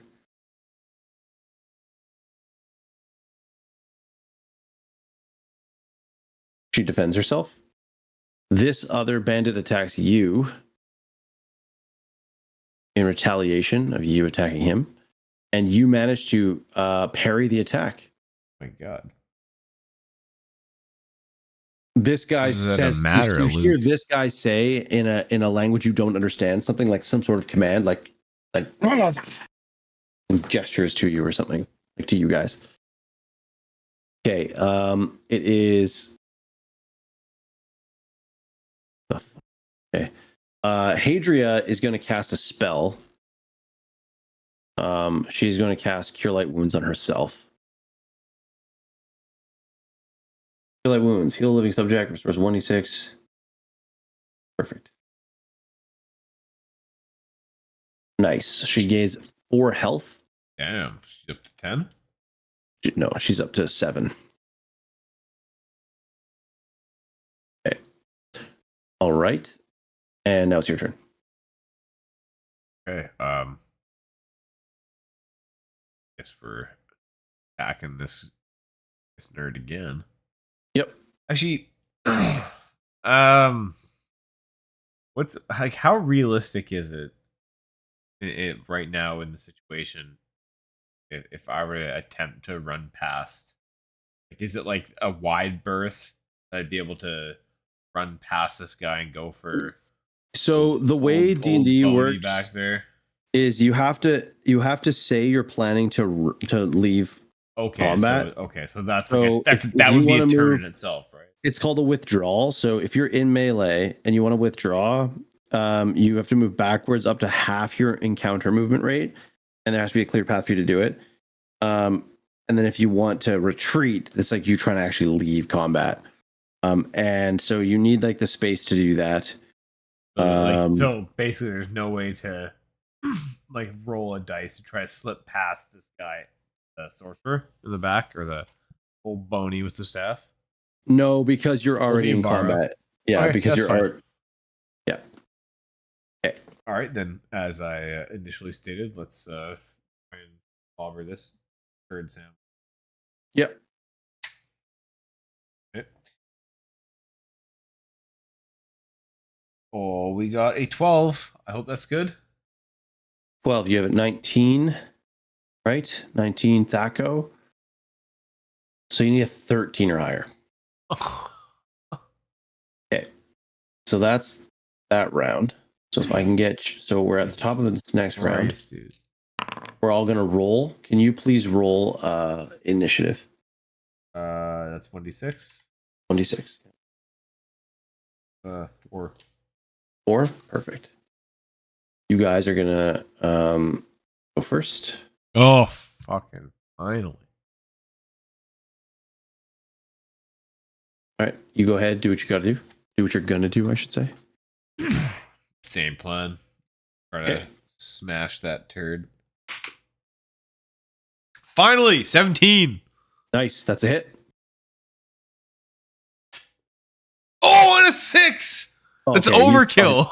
You overkill. You clobber him, he's dead. Monster kill. Okay, so one of the bandits goes down, which means morale is gonna be rolled on the rest of the team. Okay. So seeing that enemy go down, Hadria pushes the advantage, rushing hard at this guy over here to try to down him too. She is going to roll. Redbeard, did you want to do a roll for her, please? What's her Thaco? Her Thaco is 19. I'm gonna go pee quick while that's happening, and the rest is being counted. 14. Okay, so Thaco 9. Yeah, so that's a hit. So if you want to roll D6 for me, please, on this guy right here.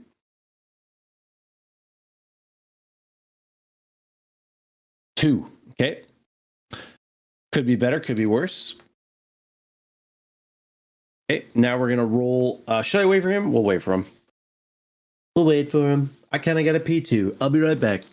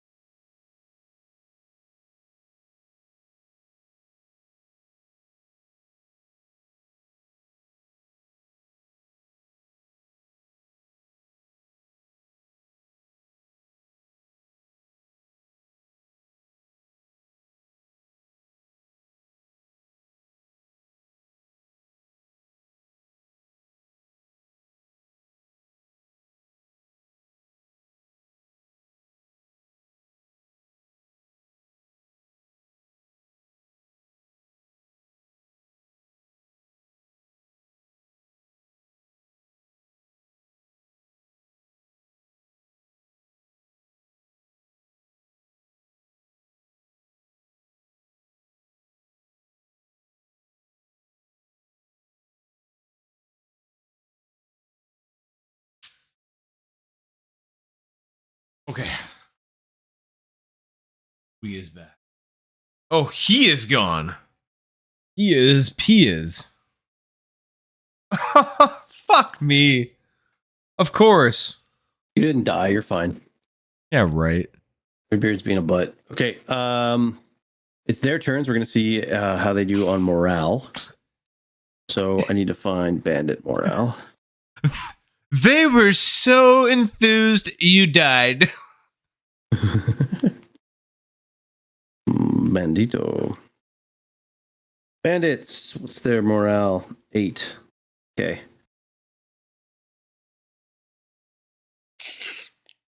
Well, that's not going to happen. They're not going to run. Or one of them's not going to run. off topic, but I was not gonna run. you and I have to play Dungeons of Eternity. Okay, yeah, Together. I'm fucking down. It is a blast It is a blast from the past. from the future. From the Actually, future. Good to know. this all takes No, place in virtual man. reality. Oh, that's true. Okay, so the bandits themselves don't run, but seeing that the fight is starting to turn, this character decides What no, a character! and he turns to leave. Now, as he turns to leave, you notice a symbol. You notice the symbol on his forehead. It looks like a scarf, it's like scarred into his, cut into his head, and into his forehead, and it's what looks like a crown, but there seems to be like a break through the middle of it. Okay. And he just walks off into the ruins, leaving these bandits to whatever their fate. Okay. So they succeeded, which means it's their turn. So this one is going to attack Hadria.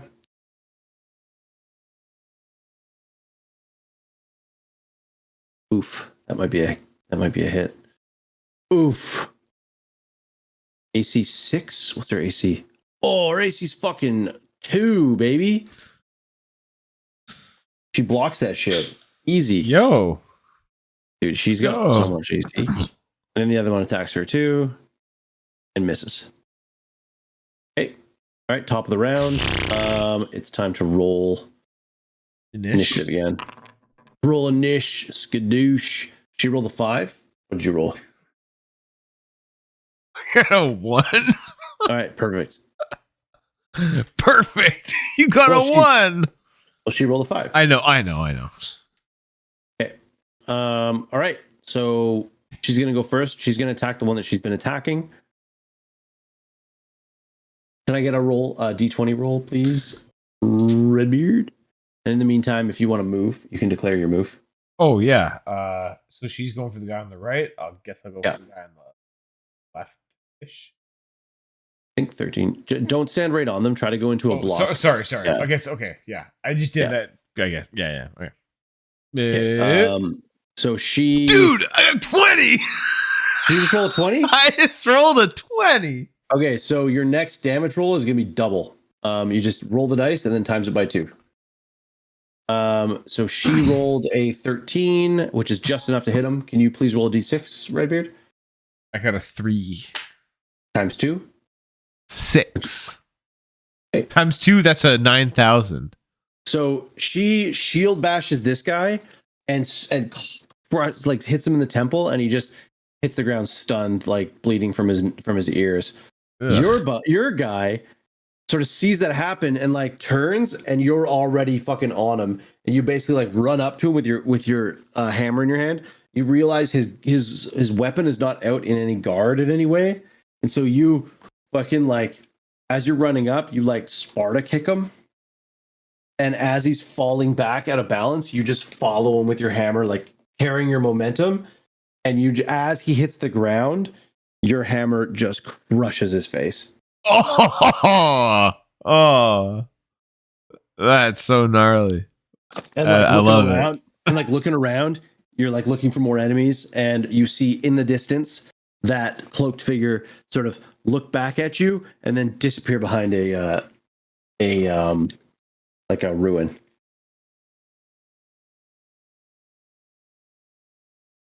Yeah, look at Hadria. Hadria, do we follow?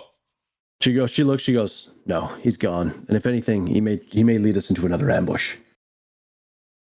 Our Fair. goal should be to get back to town before we're accosted by any more of these. Did you notice the marking on his forehead? I did. A broken crown. Is that something you'd seen before? Not of my recollection. Me neither.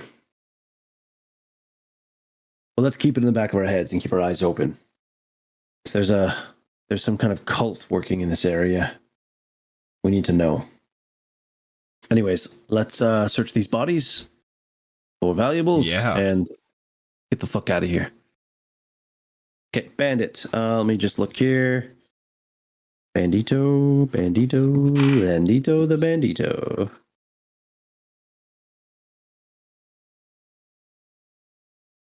Come on. Here it is. Bandit treasure. Treasure table. You. Treasure table me.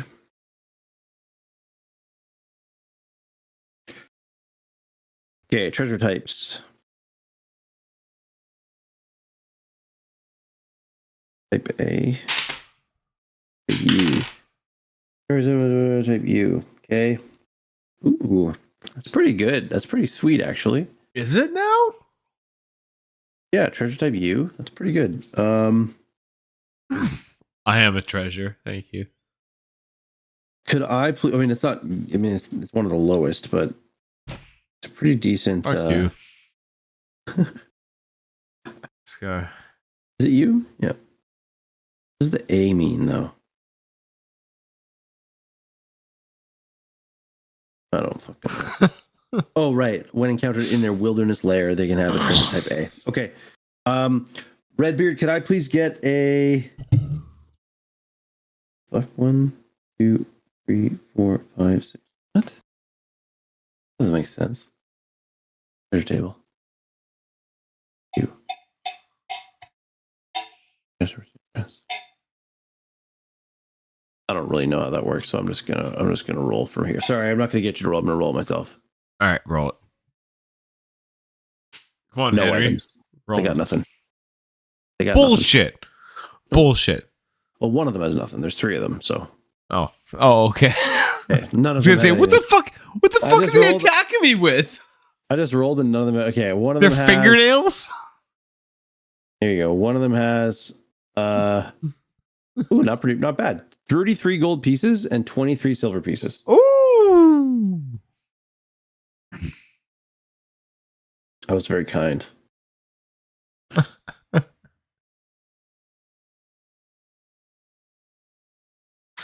You got that, Cousin Clam? You wrote it down? You added it to your character sheet? That's a good point. I don't remember where it all fits. Now, is it going to stay if I put it on there? Because it says I have It's 0. gone from before. Yeah. Okay. I'll try to make sure it's fixed. Okay. So I had 50 from that necklace, whatever the mayor decided he wanted to give 50. me. The mayor didn't give you any money. He just bought stuff for you, but you had Okay. 23 Electrum. Okay, I'll add it in. Don't worry. Okay.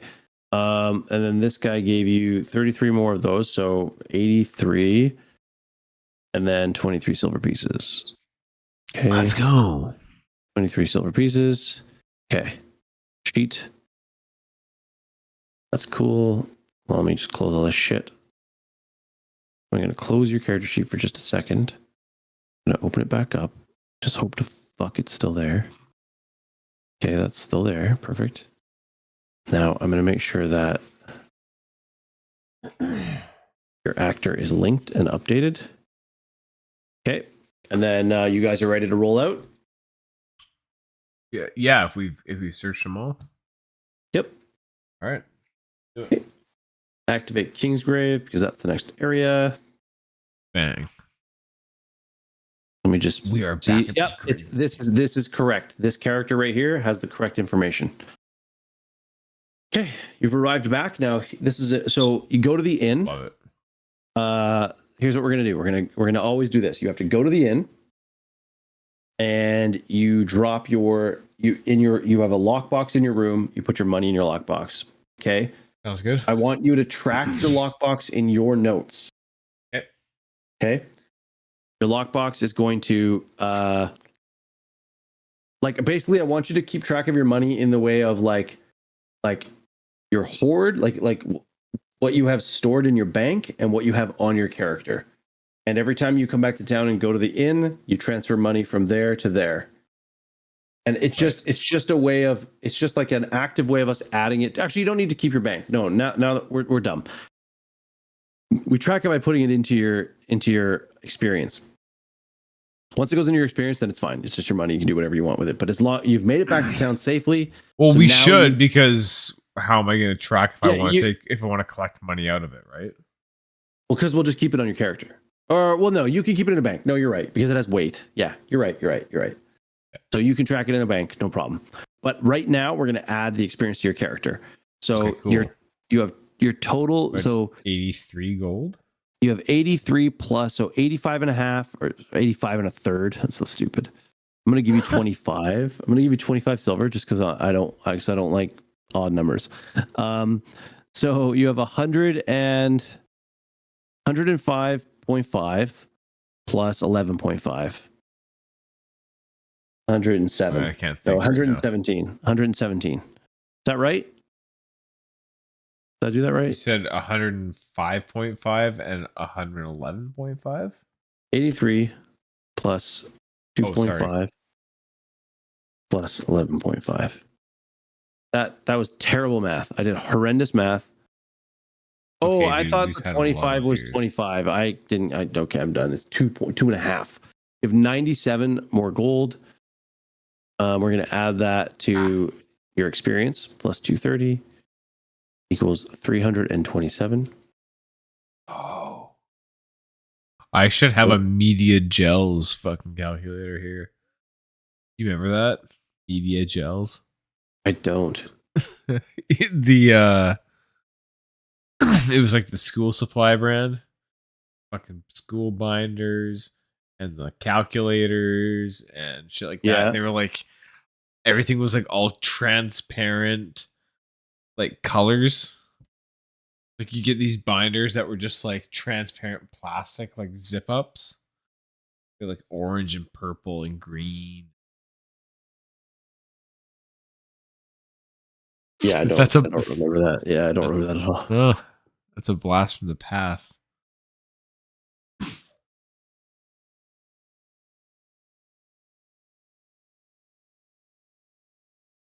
Okay.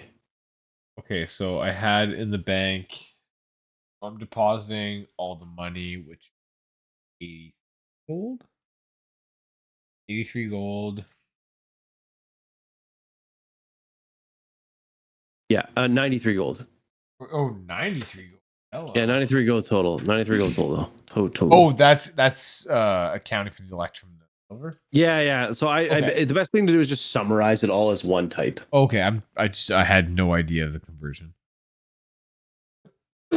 Okay, so I've got that marked, experience and gold banked.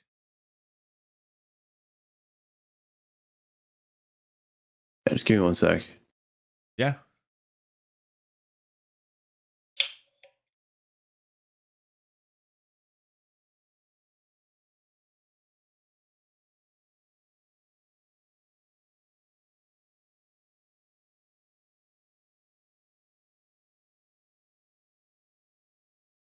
Oh.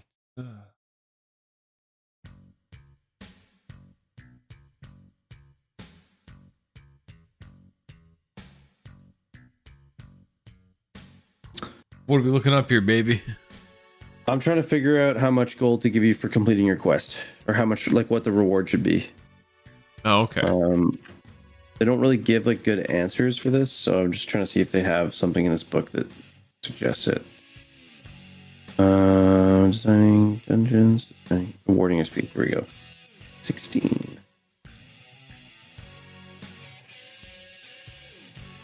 Okay. Monsters. For a treasure. A piece of back from an adventure, and the primary means by which to gain XP usually. Magical treasures does not grant XP to monsters. Experience doesn't really help. It doesn't really like. All right, I'm gonna give you Hadria's. You're gonna be awarded 500 experience for helping Hadria. Whoa! So 827. My goodness. Yeah, you're close to level 2. Oh, You're like a couple hundred. 2/3 of the way. Okay. More than. And you have rested at the inn, and Hadria has thanked you for your help. And she's headed back to her place. She says, if you ever need any healing or anything, come to me, and I'll be happy to help you. I'm like, You're you know, girl. What's up, girl? You testing your that Riz? Okay. All right. I've got so much Riz. She's gonna need a Riz straining order against me. Oh my god. Amazing. All right. Oh, we are gonna end. We're gonna end it there. That's perfect. You survived. You got some experience. Yeah, You're on bro. your way to level 2. I'm excited for it. That was so 6. fucking awesome. That was so awesome. That was fun. Yeah, I had a good one. So this week is going to be potentially Helldivers on Wednesday. We can talk about it. Sorry, what? Either Helldivers 2 or Halo on Wednesday. Oh yeah, either We'll one. make a decision. Yeah, we'll figure out. I'll be honest with you, man. I really like Halo and I'm enjoying the story, but I am not enjoying Legendary Edition on Halo 2. It's a grind, man. It is a fucking grind, and it's like fun in theory. Like if we were gonna sit down and stream for like 6 hours, sure. But the added stress of having to finish a mission before our 2 hours is up, it's like too That much. definitely sucks. And then the one time we did bang it off right away, it was like, oh, we have an hour left in stream. What do we do? Right? Exactly. So it's not the most ideal situation. So Yeah. and I'm really enjoying Helldivers too. So I think I might push for that. We'll see. But next week is one of those weeks where I'm going to a tournament in near you, like in Pit Meadows. Oh shit. Yeah, so Cool. I will be, and that'll be. I won't be here Friday, and I won't be here Saturday, so I won't be able to stream either of those days. No problem. That said, if you're interested in coming out and checking out the tournament, the tournament's at 2:00 on Saturday. Okay. I'll let you know. But I know you got family stuff. Just figured I'd pass it along. Other than that, guys, join the Discord if you're not already there. And if you're thinking of getting Helldivers 2, let us know, because I'm always looking to fill a squad. So Yeah, I was up at 3 a.m. last night playing it. Like it's a lot of fun. So yeah, fuck yeah. I should have messaged you, man. I was up. at 3 a.m. Not at 3 a.m. I was up at okay. like I was up at like. How late did I stay up yesterday? I feel like I stayed up to like 2. Oh man. But I was just fucking around. Like it was like I was in a conversation with some people, and I just stayed. I don't know, whatever. I hopped on to message you guys, and then I just didn't. I'm a dingus. But anyways, Super dingus. thank you for hanging out. This was fun. I Thanks, always everybody. enjoy these sessions. Dude, that I was like so I like fun. I like having chat roll for us. Like that's fun. So we'll see you guys Thanks, Redbeard. at least in 2 Thanks, weeks Jeremy. for another live game. Thanks, Mutsy, and enjoy the rest of the night, guys. Hi, everybody. If you have any friends who like D&D, let them know about the stream. 2 weeks from now, 7 p.m. Pacific Standard. Good night. Peace.